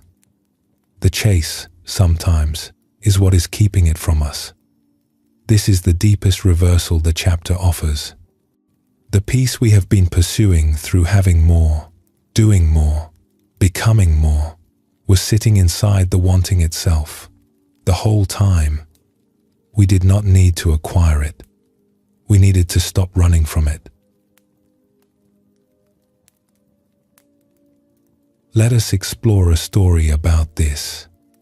There was once a man who, when he was young, had spent his childhood summers in a small coastal village. His family had not owned land there.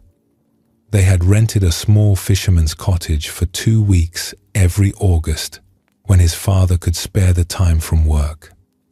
Those 2 weeks had been the happiest part of his year.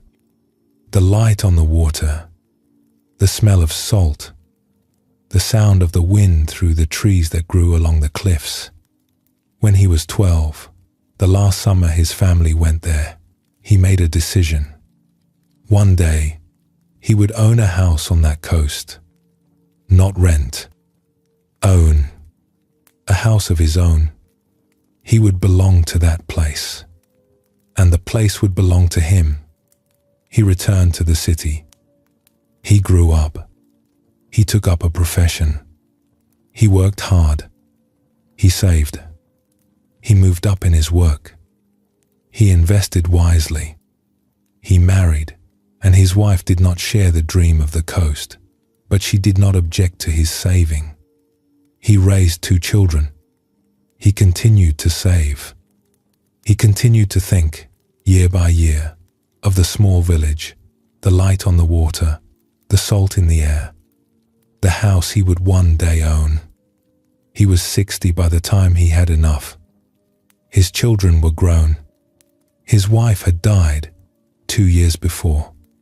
He was alone now, with his savings, and his work could be done from anywhere.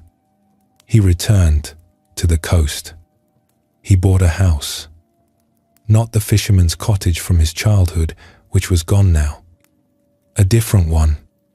A small white house on the cliffs, with a view of the sea and a small garden, and a path down to the rocks.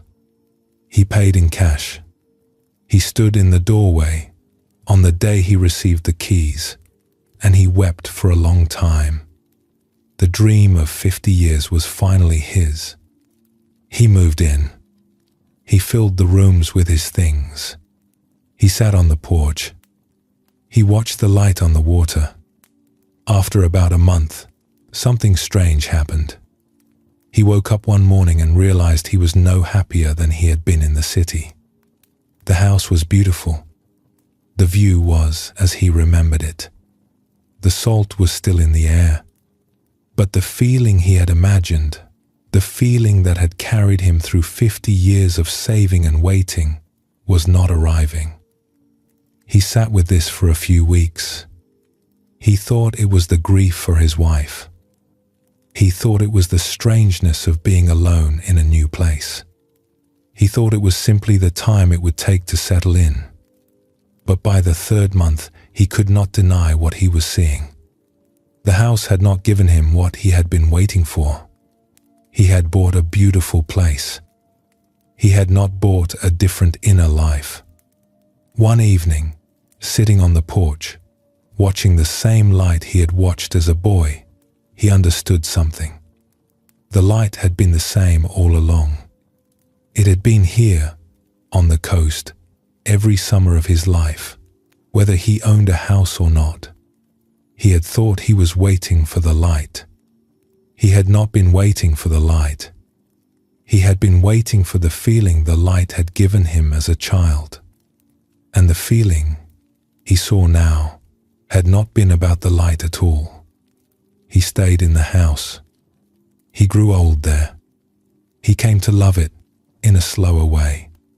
But he learned, over the years that followed, that he had spent 50 years working towards something that had been in him briefly when he was 12 and had been available to him in many places and many moments since, if he had been able to recognize it.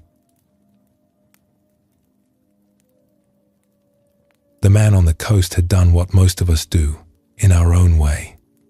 He had spent 50 years working toward a single specific outcome, certain that the outcome would deliver him what he wanted. He had gotten the outcome. He had not gotten what he wanted. This is one of the harder discoveries a human being can make. We do not see it coming. We work for decades. We arrive. And we find that the thing we have arrived at, the thing we have built, the position we have reached, is somehow lighter than we had imagined it. It does not carry the weight of meaning we had assigned to it. It is just a thing, a house, a title, a relationship, a number in an account. The Buddha named this with great care in what later teachers called the second noble truth. The Buddha said that the cause of suffering was tanha, the craving, the chase. He did not say the things themselves were bad. He said the believing was the problem. The believing that the next thing would settle us. The believing that this time, this particular outcome, would be different. The man on the coast was not foolish for wanting the house. The house was beautiful. The view was as he remembered. The salt was in the air. What he had been mistaken about was where the feeling came from. He had thought it came from the place. It had come when he was 12, from being 12 in the place. The place was a vehicle. The feeling was the destination. And the feeling had been available all along in many other vehicles if he had known to look for it directly. There is no bliss like peace. The verse is not telling us to stop wanting houses on the coast. It is telling us to stop confusing the houses for the peace they only briefly carry. Let us explore another story. There was once an old monk who lived in a small monastery at the edge of a forest. He had been there for 60 years. He had a small wooden bowl that he used for every meal. The bowl was worn smooth from decades of use. Its rim was darkened where his thumb had rested every day. It was the simplest object he owned. One spring, a young monk came to study at the monastery. He was assigned to help the old monk with his daily tasks. The young monk noticed, over his first weeks, that the old monk handled the bowl in a particular way, always with both hands, never carried while walking, set down gently, always on a flat surface, never near the edge of a table. The young monk watched this carefully without saying anything. After a month, he could no longer hold the question. One morning, after they had eaten, he asked, "Teacher," he said, "forgive my question. Why do you handle the bowl the way you do?" The old monk looked at the bowl. He smiled. "This bowl was given to me by my teacher," he said. 60 years ago, when I first came here. I have used it every day since. For 60 years. It is a beautiful bowl," the young monk said. "It is a wooden bowl," the old monk said. "No more beautiful than any other." They sat for a moment. "Then why," the young monk said, "do you treat it with such care?" "Because it will break," the old monk said. The young monk waited. "It is a wooden bowl," the old monk said. 60 years old. The wood has grown thin. The rim is worn. Someday, perhaps soon, perhaps next year, perhaps in 10 years, I will drop it. Or I will set it down too hard. Or the wood will simply give way. And the bowl will break. And I will not buy another. You won't? No. The bowl was given to me. When it breaks, the teaching will be complete. The young monk thought about this. "But teacher," he said, "if you are so careful with it, why use it at all? Why not put it on a shelf where it will be safe?" The old monk shook his head slowly. "This is what most people do with the things they love," he said. "They put them on shelves. They wait for the right moment to use them. They protect them.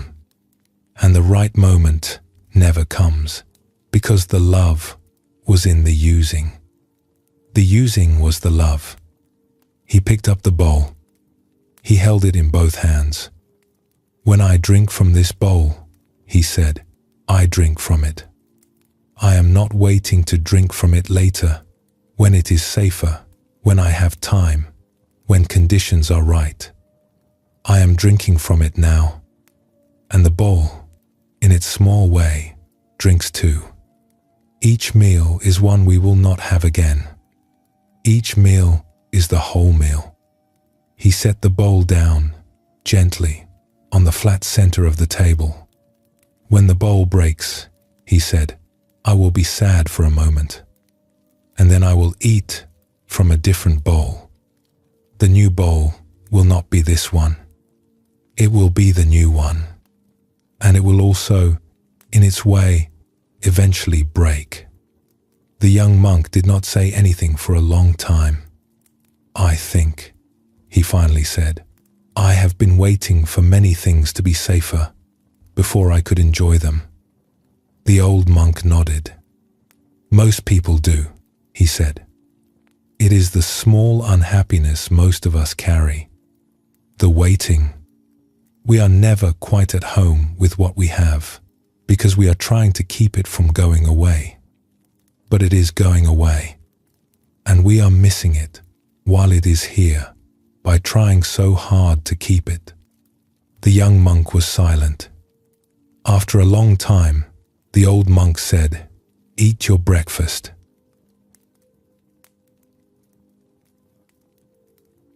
The old monk had been demonstrating something the Buddha had taught in his very first sermon after his awakening.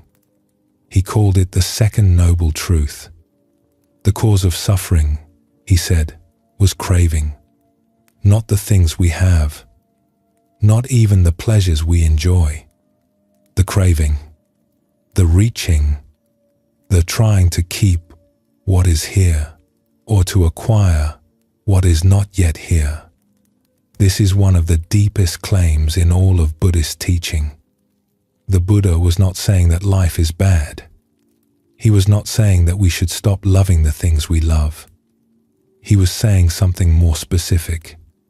He was saying that the suffering in a human life arises in the place between us and the things we love. In the holding, in the gripping, in the trying not to lose. The old monk loved his bowl. He used it every day. He had loved it for 60 years. But he did not grip it. He held it lightly. He knew it would break. He used it now, because now was the only time it would be available. He had practiced this over the 60 years, until it had become how he held everything in his life. The bowl was the visible sign of an invisible practice. The verse names what remains when we stop gripping. There is no bliss like peace. Pleasure arrives with noise. Peace arrives without it. But peace stays. Pleasure comes and goes.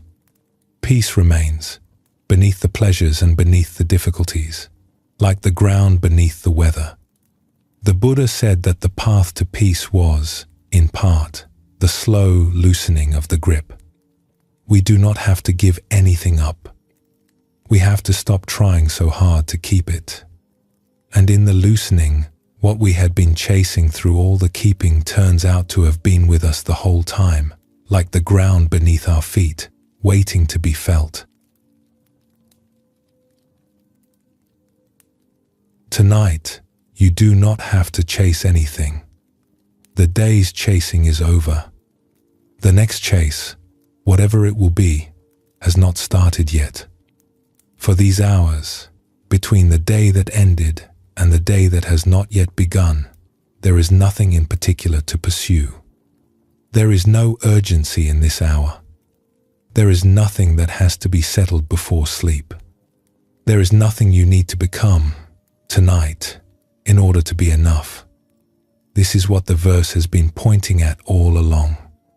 The peace that has been waiting underneath the chase.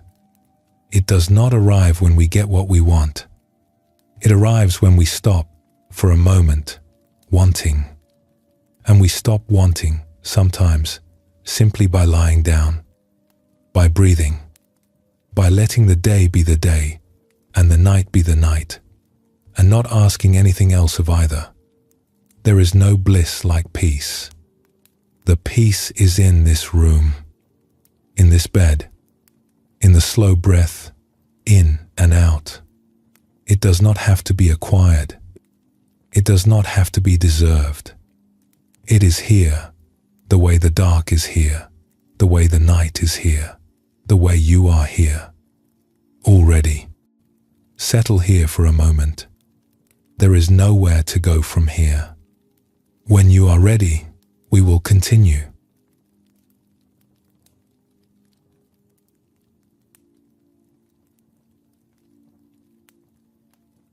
There is a strange feature of being human.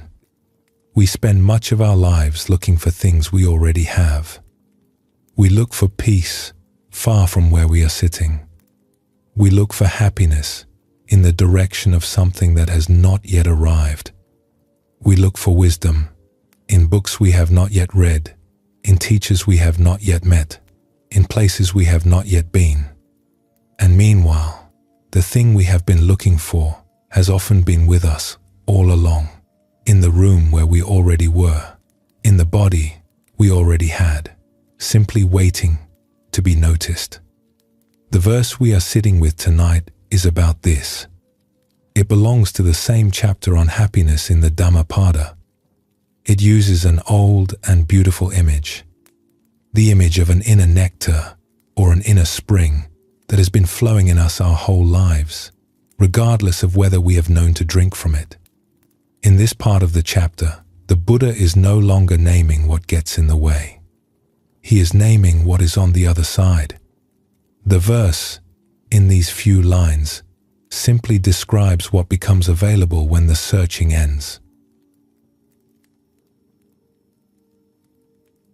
The verse goes like this: having drunk the nectar of seclusion and the nectar of peace, free of stress, drink the joyous nectar of truth. This verse is an image, more than an instruction. It is asking us to picture something.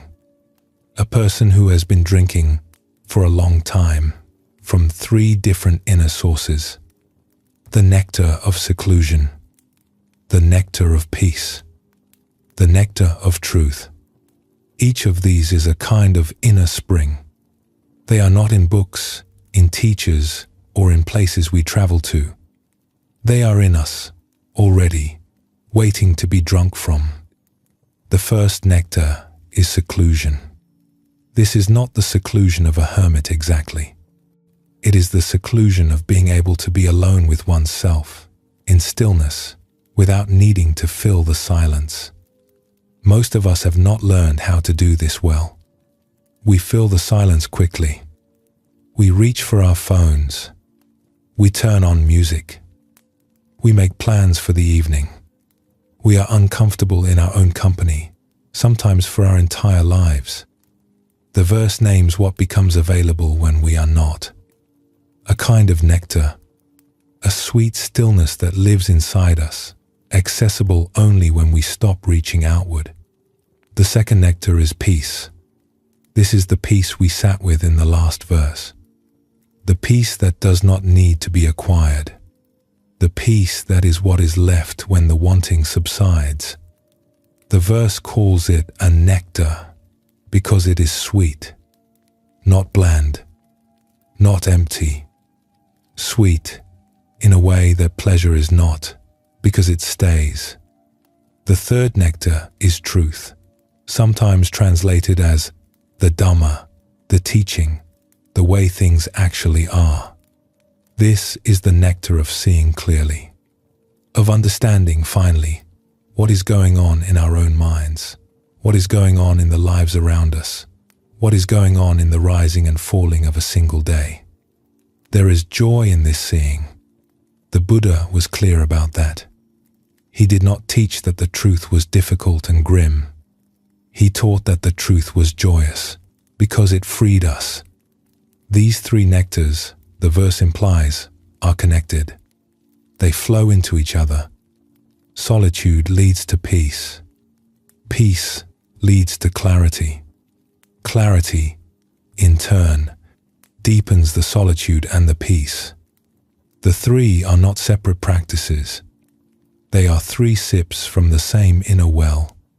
There is a Buddhist understanding here that is harder to see than it sounds. We tend to think of ourselves as becoming, always becoming, becoming a better worker, becoming a better partner, becoming a healthier person, becoming someone we have not yet become. The Pali tradition has a word for this. It is called bhava, becoming. Bhava is not, in itself, a bad thing. We grow. We change. We learn. This is the way of human life. But bhava becomes a kind of suffering when we never stop. When every moment becomes preparation for the next moment, and that moment becomes preparation for the next. We are perpetually almost. We have not yet arrived. We are still on the road. The verse names what becomes available when, briefly, we stop being on the road. When we stop becoming. When we sit, for a moment, with what is already here. The inner nectar can only be tasted by someone who is not running. The drinking requires stillness. The well is in us, but we are usually somewhere else. Let us explore a story about this. There was once a young woman who, when she was perhaps 8 years old, discovered a small, forgotten well behind her grandmother's house. The house sat on the edge of a small village. The well was at the far back of a long garden that had grown wild over the years. Most of the village no longer used it. The newer well, dug closer to the village center, was easier to reach. This one had been left behind. She found it on a summer afternoon, when she had been told to play outside while the adults talked. The garden was overgrown. She had to push through tall grass and a hedge of thorn bushes. And then, in a small clearing, there it was. A round stone well, perhaps half her own height. A rope, frayed but still hanging. A wooden bucket, weathered and dry. She looked down. It was deep. Far below, she could see a small circle of water, dark, reflecting the sky. She lowered the bucket. It took a long time to reach the water. She heard a small splash. She pulled the bucket back up, slowly, hand over hand. The water in the bucket was cold and clear. She drank some. It was the sweetest water she had ever tasted. She visited the well several times that summer. She did not tell anyone about it. It was hers. When she was 16, after her grandmother had died, she came back to the house to help clean it out. She remembered the well. She pushed through the garden, now even more overgrown, and found it again. The rope was still there. She drew water. She drank. It was still cold, still sweet. She was 28 the next time she returned. She was visiting a cousin who lived nearby. She walked through the village in the morning and found herself drawn toward the old house, which was now empty, its garden a wilderness. She made her way to the well. She drew water. She drank. In her 40s, after a marriage had ended, she came to the village for a long weekend by herself. She rented a small room at an inn. She walked to the well in the afternoon. She drank. In her 60s, when her own children were grown and her work had begun to slow, she came back for a longer stay. She rented a small house nearby.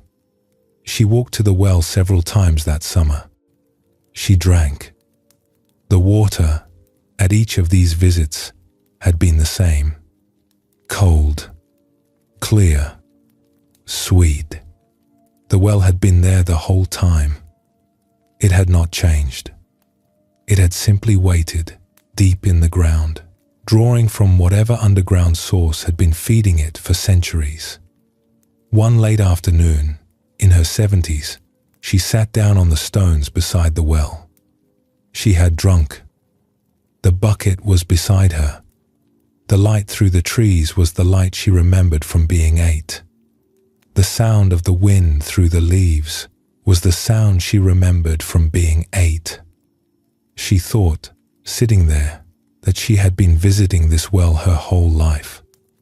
She had been visiting it when she could not visit it in person, by remembering the taste of the water, by thinking of the rope, by closing her eyes when she was far from the village. The well had been with her, in some way she did not understand, even when she was nowhere near it. She did not know if the water in the bucket was the well, or if the well was something else, of which the water was only a sign. She did not need to know. She had been drinking from something her whole life, and the something was still flowing, deep in the ground, deep in her, the same temperature it had always been.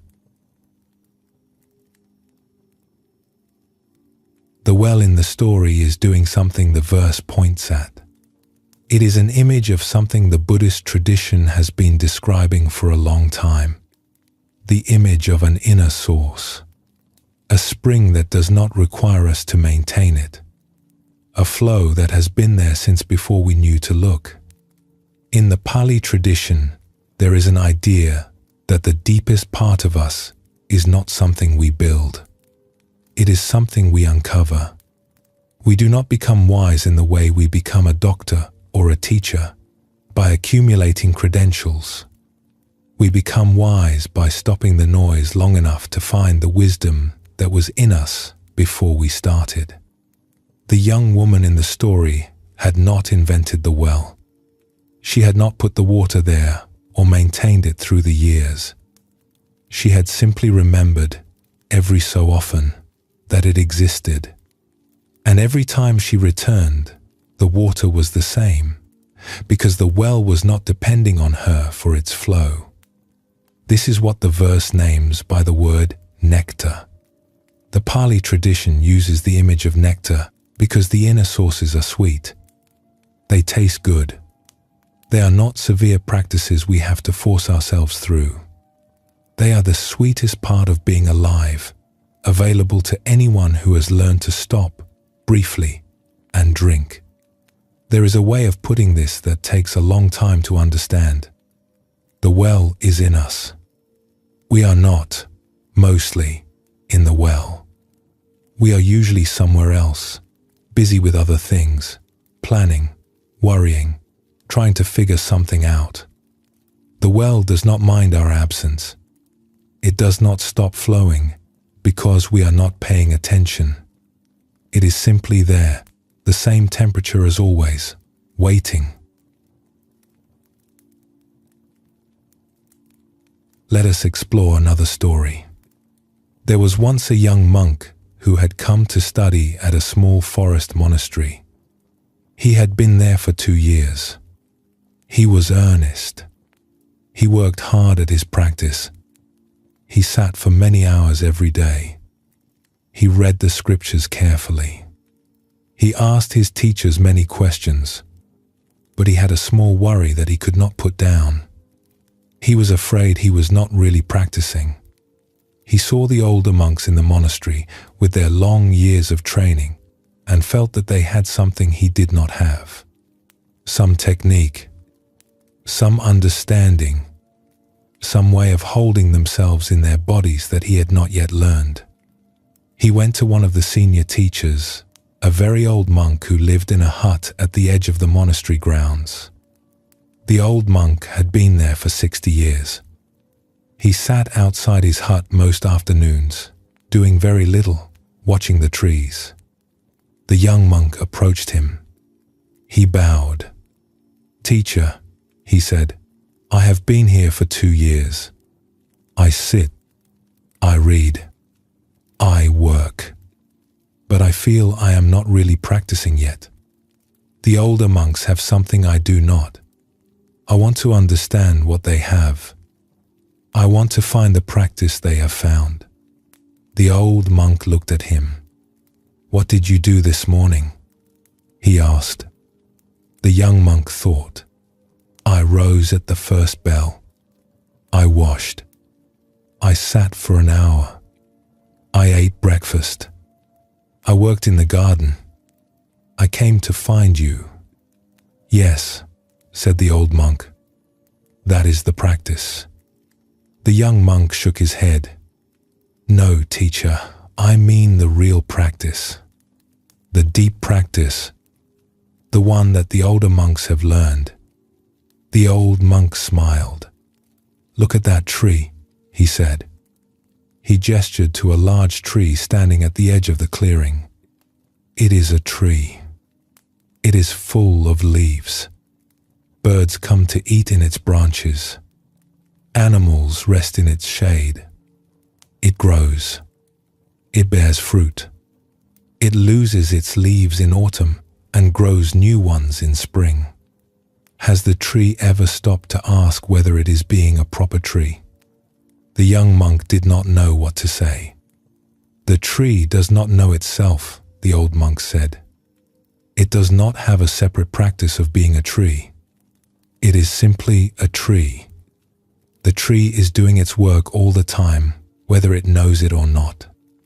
The work is not a separate activity from the tree. The work is the tree.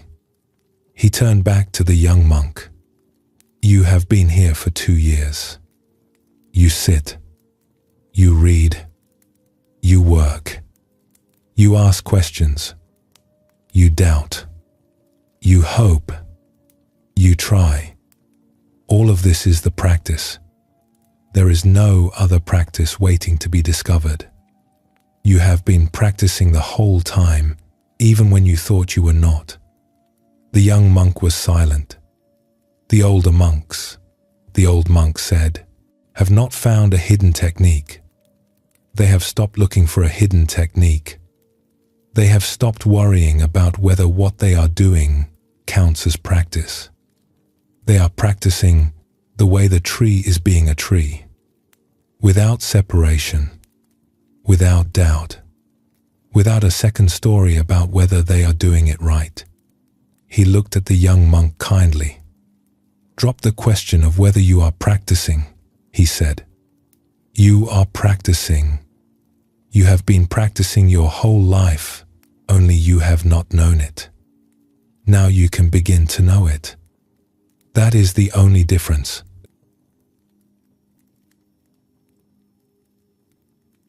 The old monk's teaching is one that Ajahn Chah, the great 20th century Thai forest monk we have heard from earlier in this chapter, returned to often. He had his own image for it. Still, flowing water. Ajahn Chah would ask his students, have you ever seen still water? And they would say yes. Have you ever seen flowing water? And they would say yes. Then he would ask, have you ever seen still, flowing water? And they would not know what to say. That, he said, was the mind that had begun to find itself. Still, while flowing. Flowing, while still. The activity of life continuing, but the inner movement settled. Not stopped. Settled. Like a deep river that flows quickly but smoothly, without disturbance, because it has found its own pace. This is the place the verse is pointing at. The inner nectar is not a still pond. It is not a stopped life. It is flowing. We are still living, still working, still moving through our days. The change is not in what we are doing. The change is in who is doing it, and in how that doer is holding what is happening. In the Buddhist understanding, this is one of the deepest places a practice can lead. The practice does not stop life. It changes the relationship between the one who is practicing and the life that is being lived. The well is in us, deep beneath all the surface activity, flowing whether we know it or not. The practice is not to make the well. The practice is to remember it is there and to drink from it, sometimes when the day has been long. The Buddha gave this practice many names. One of them was the path. But the path, he said, was not a place we were going. It was the way we were already walking, when we walked it as ourselves. Tonight, in your bed, you do not have to find anything. The well is here. It has been here all day, while you were busy with other things. It will be here tomorrow, while you are busy with other things.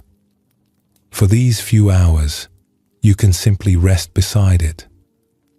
You do not have to draw water. You do not even have to drink. You only have to be where the well is.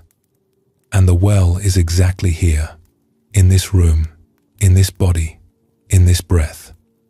The inner nectar, the verse names, is the temperature of you. It does not need to be found because it has never been lost. The looking, sometimes, is what made it feel far away. The looking has stopped now. The well is here. There is nowhere you need to travel from this bed.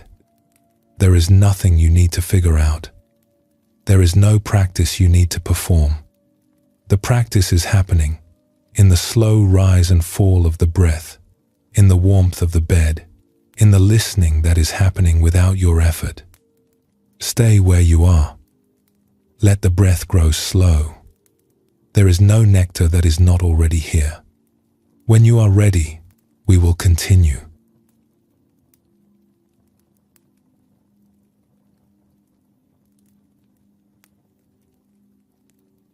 There is a state most of us spend our lives trying to avoid. The state of having very little. It is the thing we work against, save against, plan against. When we picture it, we picture poverty, loneliness, exposure. We do not picture happiness. The Buddha noticed something strange about this fear. He noticed that the people who actually had very little in his time were not always unhappy. Sometimes they were among the most at peace. And the people who had a great deal were not always happy either. Sometimes they were the most restless. The verse we are sitting with tonight names this directly. It belongs to the same chapter on happiness in the Dhammapada, and it offers a recognition that, on first hearing, may sound impossible. On second hearing, it begins to make a different kind of sense.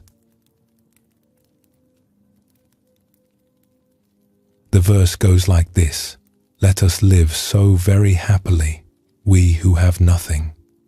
We shall feed on rapture, like the gods of streaming radiance." The first line is the surprise. We who have nothing. The Buddha is not pretending this state is easy. He is not telling people who are poor that their poverty is good. He is doing something gentler than that. He is naming a possibility that many cultures hide. The possibility that having little might not be the disaster we assume it is. That it might, under certain conditions, allow a kind of happiness that having a great deal makes harder. This is a hard sentence to receive, especially in a world that measures life by accumulation. Most of us were taught that having less means being less. That a small house is worse than a large one. That a smaller account is worse than a larger one. We absorbed these measures very young, often before we could question them. The Buddha was naming something the wise had been noticing for a long time.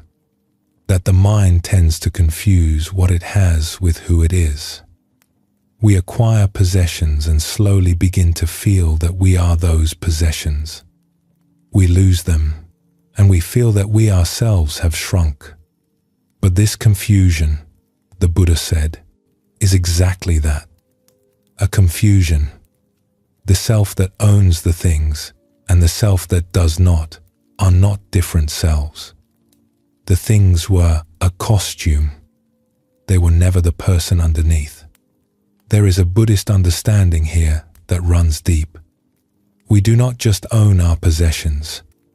Our possessions, slowly and almost invisibly, own us. They tell us who we are. They define what we have to defend. They tell us what we have to lose. A person with much has much to maintain, much to fear, much to be diminished by. A person with little has, in this one specific sense, more space to be free. The verse is not asking us to become poor. It is asking us to notice something about the relationship between having and being. It is asking us, in particular, to notice that the happiness most people are chasing through accumulation is sometimes more available to the person who has stopped chasing. The second line of the verse goes further. We shall feed on rapture, like the gods of streaming radiance. The phrase, gods of streaming radiance, is an old Buddhist image. It refers to beings in Buddhist cosmology who live in a luminous, quiet joy, sustained not by food or water but by their own clear minds. The Buddha is using them as a kind of poetic image for what becomes possible in a person who has let go of needing the outer world to make them happy. That image, of an inner joy that does not depend on the outer world, is not a fantasy. It was something the Buddha was pointing at as available, in some measure, to anyone. The joy is not bought. It is not earned through achievement. It is what is left when the noise of getting and keeping grows still. It is the joy of needing nothing more than what is. Let us explore a story about this. There was once a widow who lived alone in a small house at the edge of a village. Her husband had died many years before. Her children had grown and moved to cities far away. They visited when they could, which was not often. She had not always lived alone in a small house. When she was younger, she and her husband had a larger house, full of the things that filled houses in their time. Furniture made by her husband's father, dishes from her wedding, tools her husband had used in his work. Many small things accumulated over a long married life. After her husband died, she stayed in the larger house for a few years. But she found it lonely. The furniture stood where it had always stood, but no one sat in it. The kitchen held more dishes than she would ever use. She walked through rooms that had been built for people who were no longer there. So, slowly, she began to give things away. She gave her husband's tools to a young carpenter in the village who could use them. She gave the largest of the furniture to her oldest daughter, who took it to her city home. She gave the wedding dishes to her younger daughter. She gave clothing she no longer wore to a small temple that distributed it to those in need. She gave books she had read to neighbors who had not yet read them. Each gift she expected to grieve. Each gift, instead, was followed by a small, surprising relief. When she had given away enough, she moved into the small house at the edge of the village. It had a single room, a bed, a table, 2 chairs in case a friend came to visit, a water jar, a small stove, a window facing east toward the morning light, a simple altar where she kept a small image of the Buddha and lit incense each morning. She continued to give things away even from the small house, slowly, until what remained was only what she actually used. One evening, in her 78th year, she was sitting in her single room as the light was fading. She had eaten a small meal. She had washed her single bowl. She had lit her incense. She was sitting on her bed, doing nothing in particular. and she noticed, for the first time, how little she still needed. The room held almost nothing now. By the standards of the village, by the standards of her own younger self, she was almost entirely without. But the room was not empty. It was warm with the last light of the day. The bed was comfortable. The incense was fragrant. She had eaten well. Her body, at 78, was tired but not in pain. And she was, in some way she had not noticed before, happy. Not happy because of something. Not happy in the way she had been happy at her wedding, or when her children were born, or when her husband had first told her he loved her. A different happiness. A small, steady warmth that did not seem to come from anything in particular. It seemed to come from nothing at all. She sat in this small happiness for a long time, as the room grew dark. And she thought, with some wonder, that she had not lost anything important by giving so much away. The things had been a small comfort while she had them. Their absence was not a wound. It was, somehow, an opening. The widow had been doing something most people would call loss. By any external measure, her life had been growing smaller for years. Fewer things, fewer rooms, fewer demands on her care. And yet she had found in this small house, in this small life, something she had not had before. In Buddhist understanding, what she had been practicing has a name. It is called santuti, the quality of contentment, the willingness to be at home with what is. The tradition lists it among the highest blessings of a human life, alongside good health and good company. The widow had not given up on her life. She had not resigned. She had simply found, through years of slowly opening her hands, that letting go felt different than she had expected. Many of us were taught that giving things away would be a loss. And it sometimes is. But the widow had discovered something the Buddha named many times in different ways. That every possession we set down, freely, returns us to a self that does not need it. The hand that has let go is more free than the hand that is full. There is another teaching here, one that takes longer to see. The widow's happiness, that evening in the small room, had no obvious source.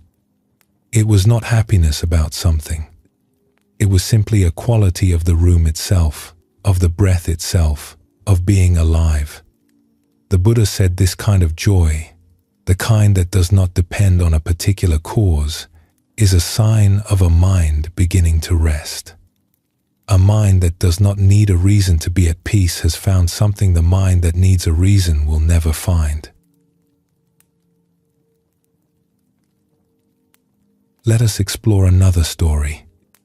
There was once a young scholar who had read deeply in the texts of his tradition. He could quote long passages from memory. He had studied with several teachers in the cities.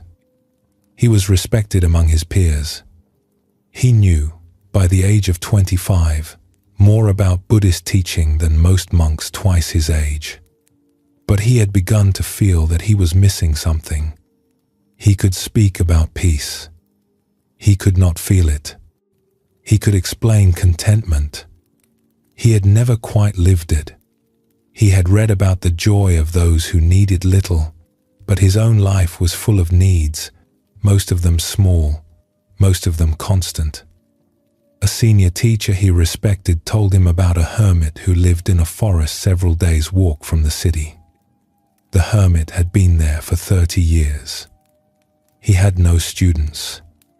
He kept no schedule. He did not give lectures. He was simply, the senior teacher said, a man who had become quiet. The young scholar packed a small bag and set out. He arrived in the forest late one afternoon. He found the hermit's hut, after some searching, a small structure of woven branches and palm leaves. with no door, just an open space where one would have been. The hermit was outside, sitting on a wooden bench, sharpening a small knife with slow, careful strokes against a stone. The young scholar bowed. He introduced himself. He explained that he had come to learn. The hermit looked at him for a long moment, then nodded. "You are welcome," he said. "Come and sit." The young scholar sat on the ground near the bench. The hermit kept sharpening the knife. For a long time, neither of them spoke. The scholar had expected a teaching. He had expected the hermit to say something profound, or to ask him questions, or to give him a meditation to do. Instead, there was only the soft sound of the knife against the stone, the slow movement of the hermit's hand, the sounds of the forest, which the scholar had never noticed in this much detail before. After perhaps an hour, the hermit set down the knife. He stood, slowly, and walked into his hut. He came back out with 2 wooden bowls and a small clay pot. He had cooked rice earlier in the day. He gave the scholar one of the bowls. The hermit ate, watching the trees.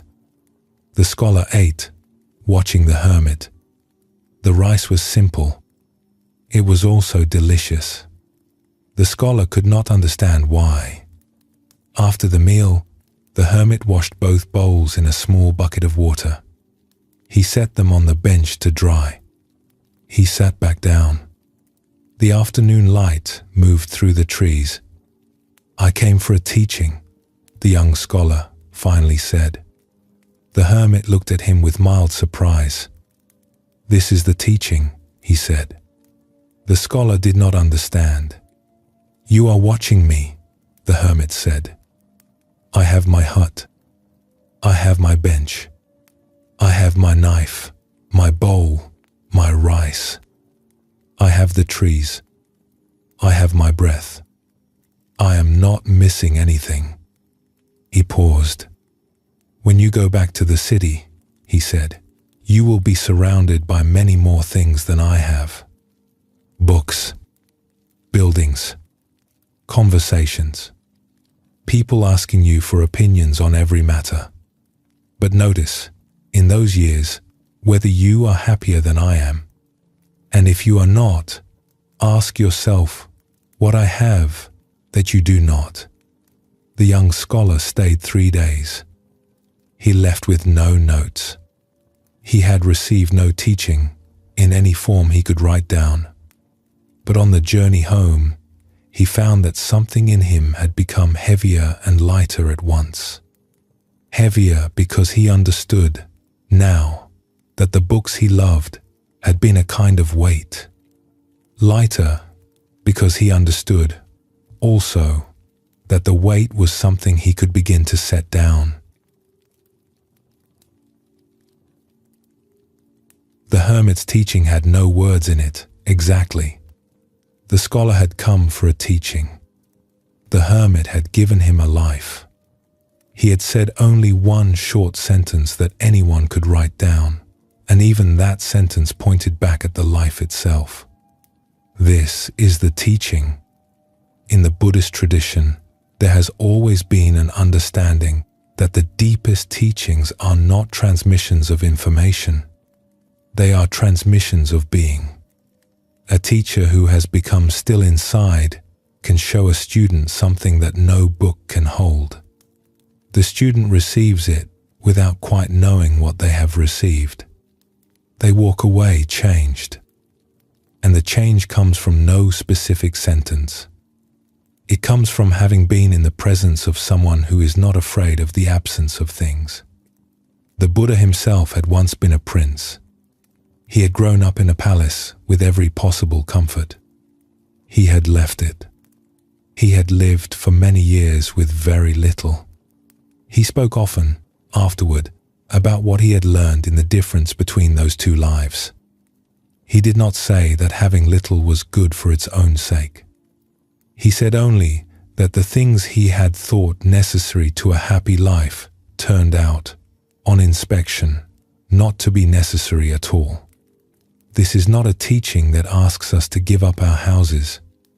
It is a teaching that asks us to notice the relationship between our houses and our hearts. Many of us have been afraid of less without even noticing the fear. We have been working hard all our lives to avoid a smaller life. The Buddha is offering a different possibility, that the smaller life, freely chosen or freely accepted, can hold a happiness the larger life rarely finds time for. The hermit was not poor. He had everything he needed. He had his bench, his knife, his rice, his breath. He had the trees. He had, by his own account, no missing thing in his life. By that measure, he was wealthier than most kings. Tonight, in this bed, you do not have to give anything away. The practice the verse names is not about emptying your house. It is about noticing, just for a moment, what is already true. You are lying down. The day's accumulations, whatever they were, are not here in the room with you. The bills are not in the bed. The conversations are not in the bed.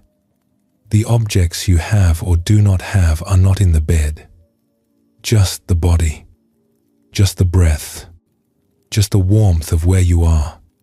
For these hours, you have what you actually need. You have a body. You have a breath. You have a place to lie down.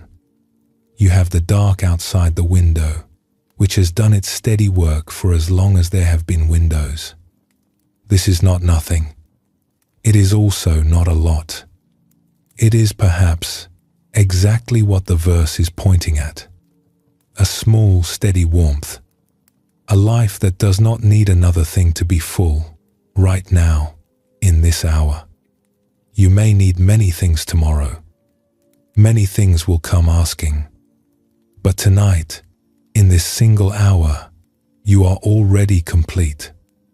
Rest here in what is already enough. When you are ready, we will continue.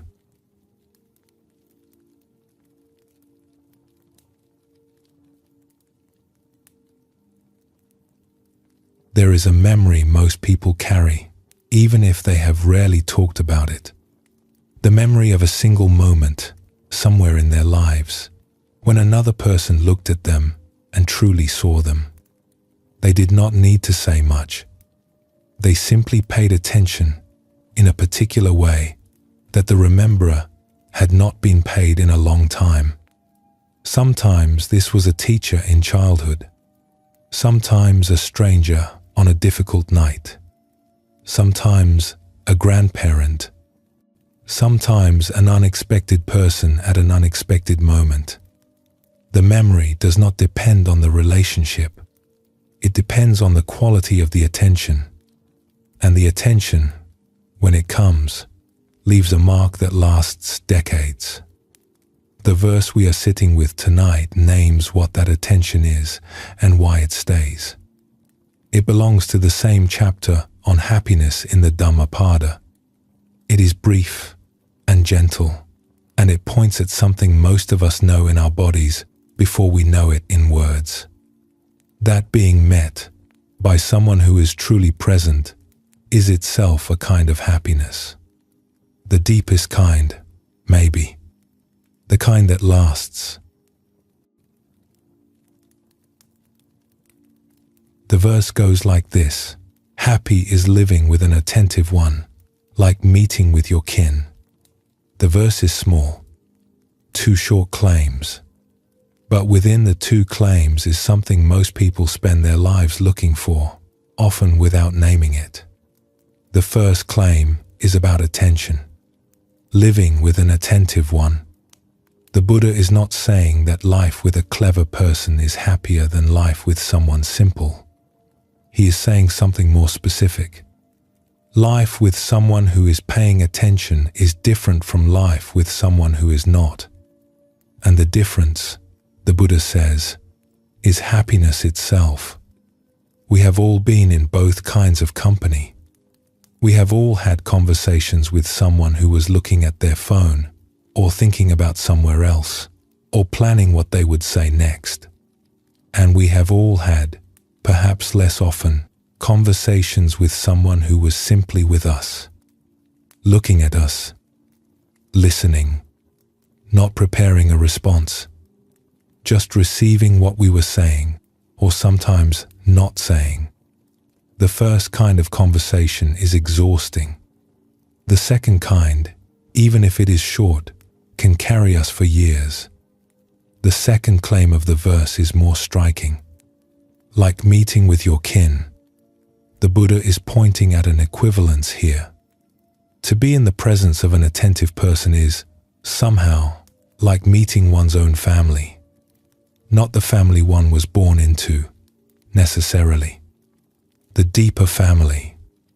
The family of people who actually see us. To meet such a person, even once, in a strange town on a difficult night, is to feel that one has, briefly, come home. This is one of the most underrated forms of happiness in a human life. Most of our cultures do not talk about it directly. We talk about love. We talk about friendship. We talk about romance. We rarely talk about attention. But attention is what underlies all the others when they are real. The love that does not look at us is not love yet.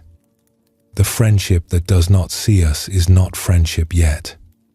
The romance that does not pay attention is the romance of two people in the same room, alone.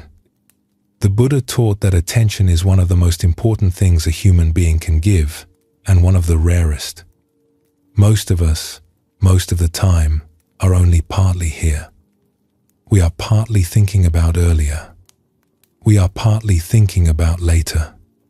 We are partly performing for someone, even when no one is watching. We are partly defending some position. We are rarely fully present, even with the people we love most. The verse is naming what becomes available when this changes. When two people are actually together. When one of them, at least, has put down the inner noise and is simply here. Something happens in that moment. The other person can feel it. They do not always know what they are feeling. They will sometimes say afterward that they felt heard. They felt seen. They felt understood. But the most accurate word is the one in the verse. They felt met. To be met is the deepest happiness the verse names. And it is available, in small ways, every day. We are usually not the ones being met, and not the ones meeting. We are usually only partly here. But on the rare occasions when this changes, even briefly, we know something has happened, and we remember it for years. Let us explore a story about this. There was once a young man traveling alone through a part of the country he had never visited. He was perhaps 23. He had taken the journey because of some difficulty he was trying to work out. He could not have said clearly what difficulty even to himself. He had simply known for a few months that he needed to be somewhere other than where he was. So he had packed a small bag and started walking. It was late autumn. The days were short. He had been walking for many days, taking simple meals at inns when he could afford them, sleeping in barns when he could not. He had not, in the weeks since he had left, spoken to anyone for more than a few minutes at a time. He had not been unkindly received. He had simply not been received at all. The world he was passing through had its own business. He was not part of it. One evening, late, he came into a small village. It was already dark. The shops were closed. There was a small inn at the edge of the village, but he had no money for a room that night. He thought he would sleep in a doorway and continue in the morning. As he walked through the village, Looking for a sheltered doorway, he passed a small house with a single window facing the street. A lamp was lit inside. An older woman was sitting at a table near the window, doing some kind of small handwork in the lamplight. She looked up as he passed. Their eyes met briefly through the glass. He kept walking. A moment later, he heard the door of the house open behind him. He turned. The woman was standing in the doorway. "You look tired," she said. He did not know what to say. "Have you eaten?" she asked. He shook his head. "Come in," she said. "I have soup." He hesitated. He did not know her. She did not know him. "I am not afraid of you," she said. She said it kindly. "Come in." He came in. She gave him soup and bread. She did not ask many questions. She asked his name. She asked where he was from. She asked where he was going.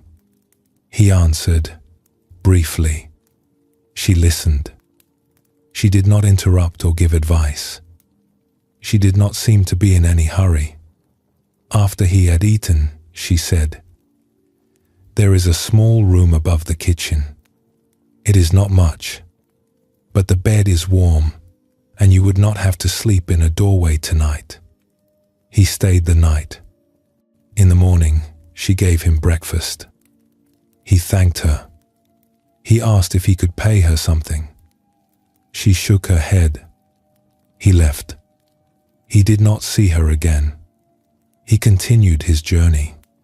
He came back to his own city eventually. He took up a profession. He married. He raised children. His own children grew up and had children. He grew old. In all that time, perhaps 60 years, he remembered the older woman with the lamp. He did not remember many details. He could not have described her face. But he remembered the moment when she had looked up from her handwork and met his eyes through the glass. And he remembered that she had said, "I am not afraid of you," and that he had believed her. He told the story sometimes, late in his life, to his grandchildren. He would say, "There was a woman who once saved my life with a bowl of soup.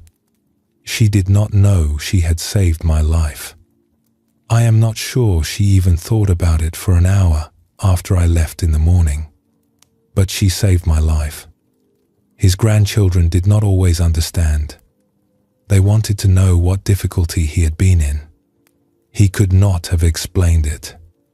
"She just saw me," he would say. "I had not been seen in a long time. And when she saw me, I remembered that I was still here."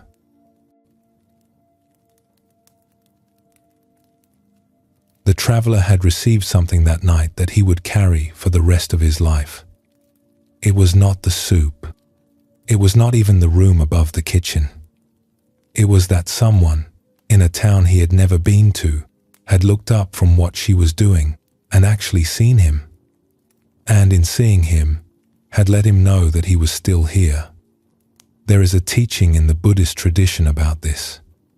The teaching is that attention itself is a gift, and one of the most valuable gifts a human being can give to another.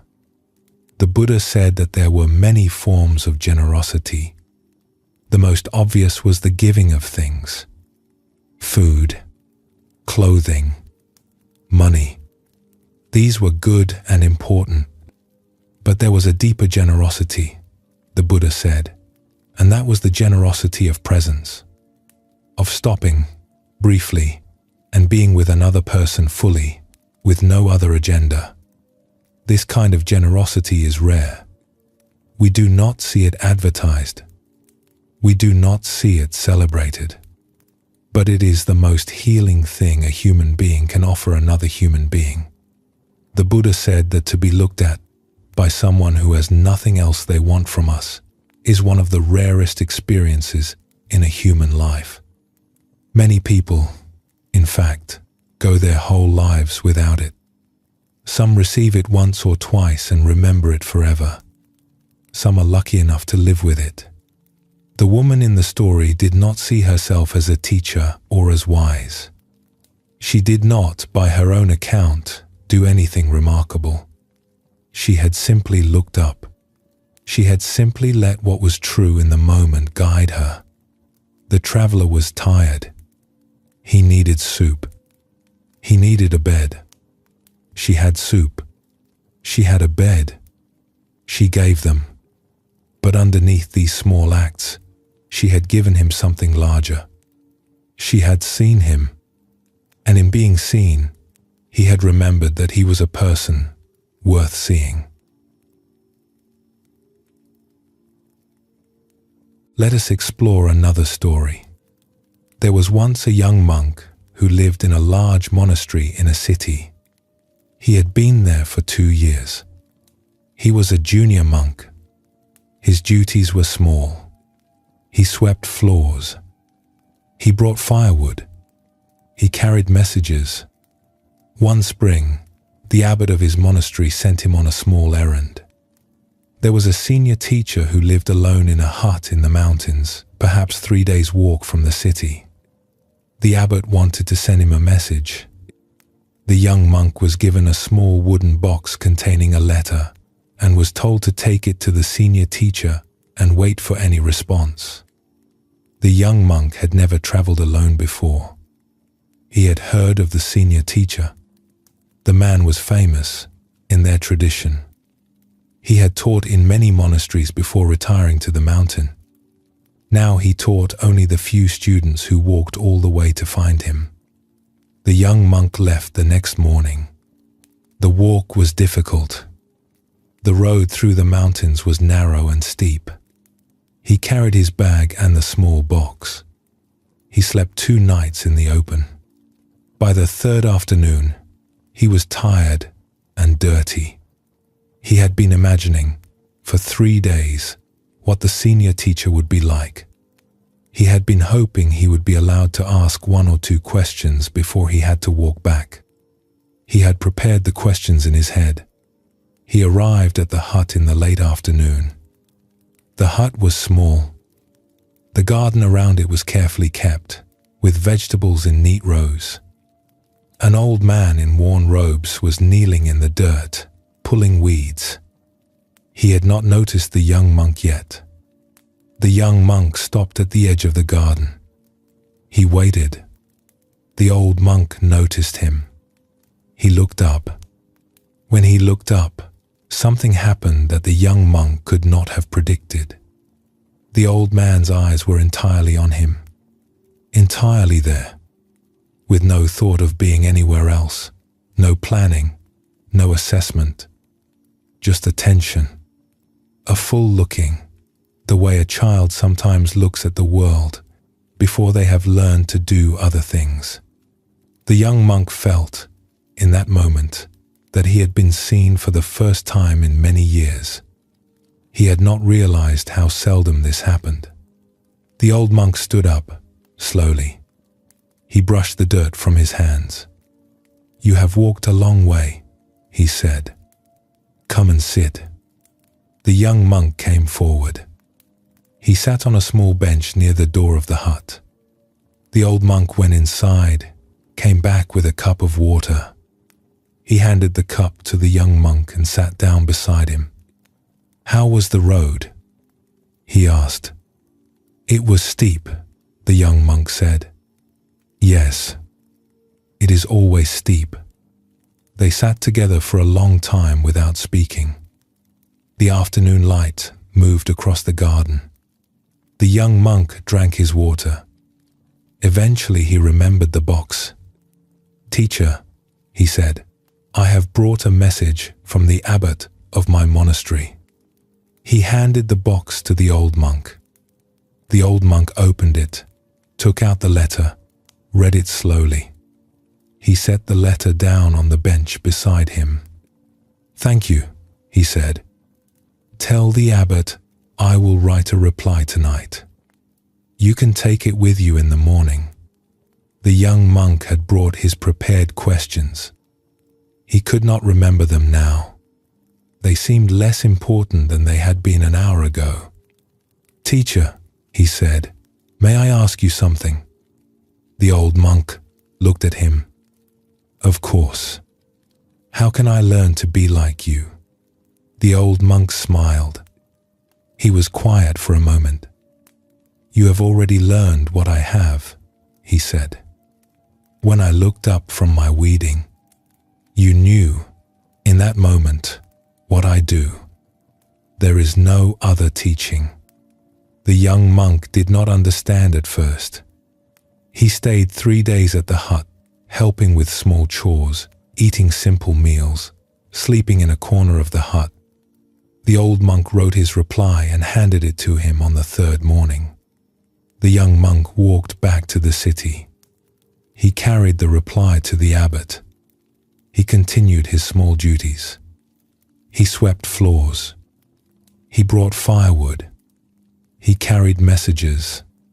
But for the rest of his life, in moments when he was tired or unsure or busy, he would remember the way the old monk had looked up from his weeding. He would try, in those moments, to look up the same way. At a fellow monk, at a visitor, at a child in the street. He did not become famous. He did not become a teacher of many students. But there were small moments over the years when he would look up at someone and the someone would feel a particular kind of warmth that they did not entirely understand. They would say afterward, "There is something about that monk." And the young monk, when he heard this, would think of the old man in the garden, pulling weeds and looking up. The old monk had not done anything remarkable. He had been weeding. He had looked up. He had offered water. He had asked how the road was. He had given a reply to a letter. And yet what the young monk had received in that visit would stay with him for the rest of his life. He had not gotten a teaching he could write down, or a technique to take home and practice. He had gotten something simpler and more difficult and more transmissible than either. He had been seen by someone who saw him fully, and in being seen, he had remembered how to see. The Buddha taught that attention is a kind of seed. When we receive it, we begin to be able to give it. When we are met by someone fully present, we slowly become someone capable of being fully present ourselves. The teaching passes through wordless contact. There is no shortcut for it. There are no books that contain it. It moves from one person to another in the way one candle is lit from another. This is what the verse is naming when it says that living with an attentive one is like meeting with your kin. The kinship the Buddha is pointing at is the kinship of attention itself. When two people are actually present in the same room, looking at each other, listening, with no other agenda, they become, in that moment, a kind of family. Not by blood or by name, but by a quality of being together that most of us experience only rarely. The Buddha was clear that this happiness was not exceptional. It was not for the lucky or the chosen. It was available, in small ways, to anyone willing to look up from the weeding, to anyone willing to set down what they were doing and be with whoever was in front of them. The practice is not for the rare moment. The practice is the moments. The moments are the path. Tonight, you are not alone, even if there is no one in the room with you. You are being listened to right now by whatever attention you have brought to this hour. The body is being attended to by you. The breath is being noticed by you. The room is being received by you. This too is presence. This too is attention. The Buddha taught that we can be the attentive one for ourselves in moments when no one else is with us. We can look up from our own weeding. We can give ourselves the kind of attention we hoped someone else might give. The body lying here, the breath rising and falling, the heart doing the work it has been doing all day. These can all receive a small, gentle attention from us. And the attention is its own kind of company. Whatever has been hard about the day, whoever has not seen you, whatever you have not been able to give to others, you can give a small portion of it to yourself in this hour. The bed is here. The body is here. You are here. The kinship is not far away. You are in good company. Let the body settle deep into the bed. When you are ready, we will continue.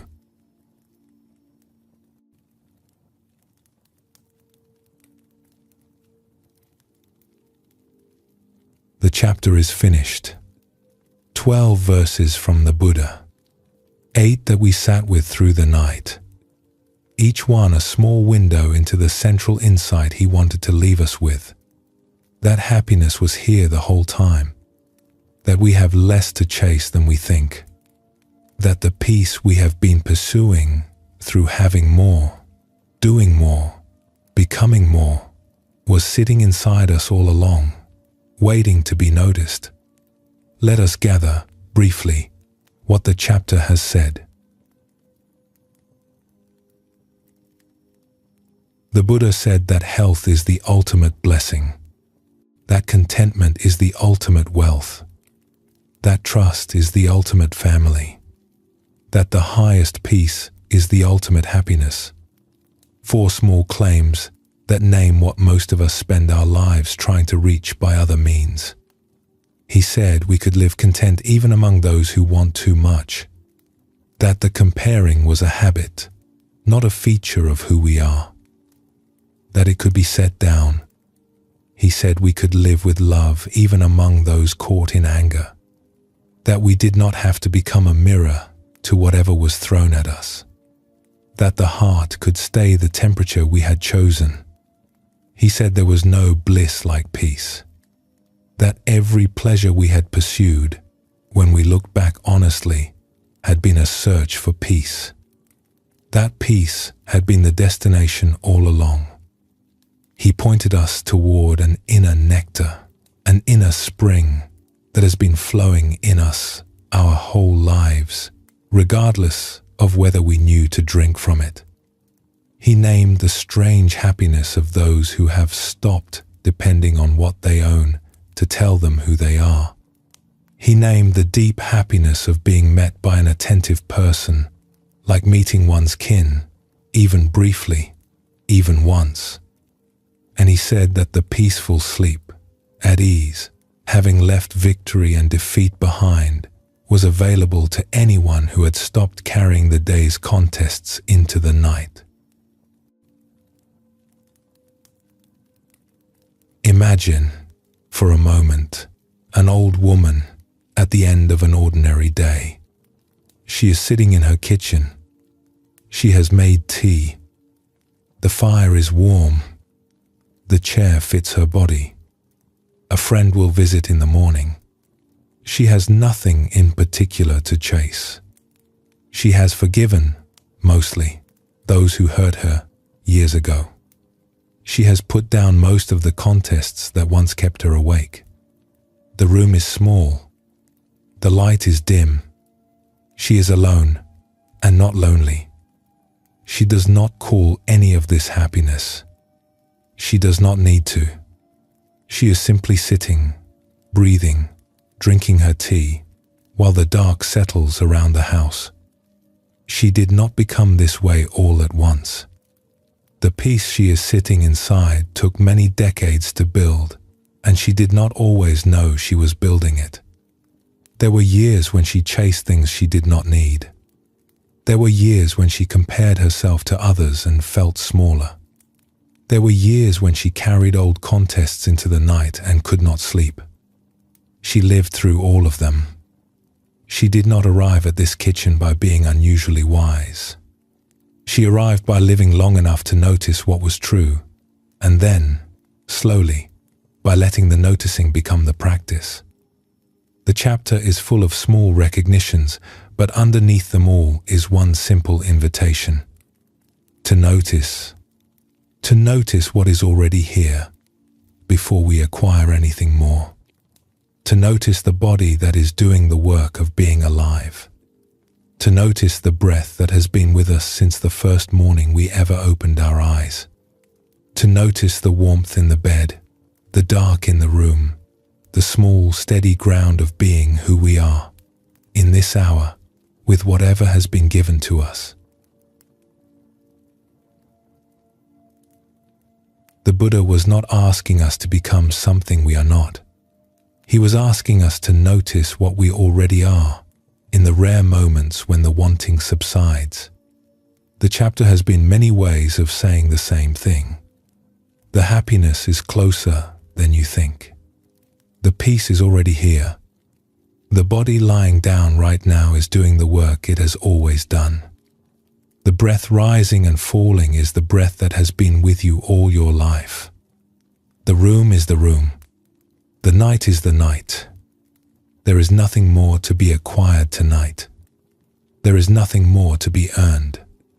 What was true 2,500 years ago, when the Buddha first said these words, is still true now, in this bed, in this body, in this hour. You have done something tonight without quite knowing it. You have sat with words written down a long time ago, by people who were trying to leave us something. They knew, when they wrote them, that someone like you might one day need them, on a night they could not have predicted, in a room they could not have seen. The words have crossed the years to find you. They have done their small work for now. They will be here tomorrow if you need them again. The book is patient. The teaching does not go away. Whatever comes tomorrow, you will have somewhere inside you that remembers this hour. You will not need to remember the words. The words have done their work. What remains will be the rest, the steadiness, the small inner sense that something was here tonight that did not have to be acquired. And on some difficult morning, or in some unexpected moment, that sense may rise up and meet you, reminding you that what you have been looking for has been close enough to touch. Thank you for listening. We will return another night with another chapter when you are ready. Until then, sleep well, and thank you for joining us here at Midnight Monk.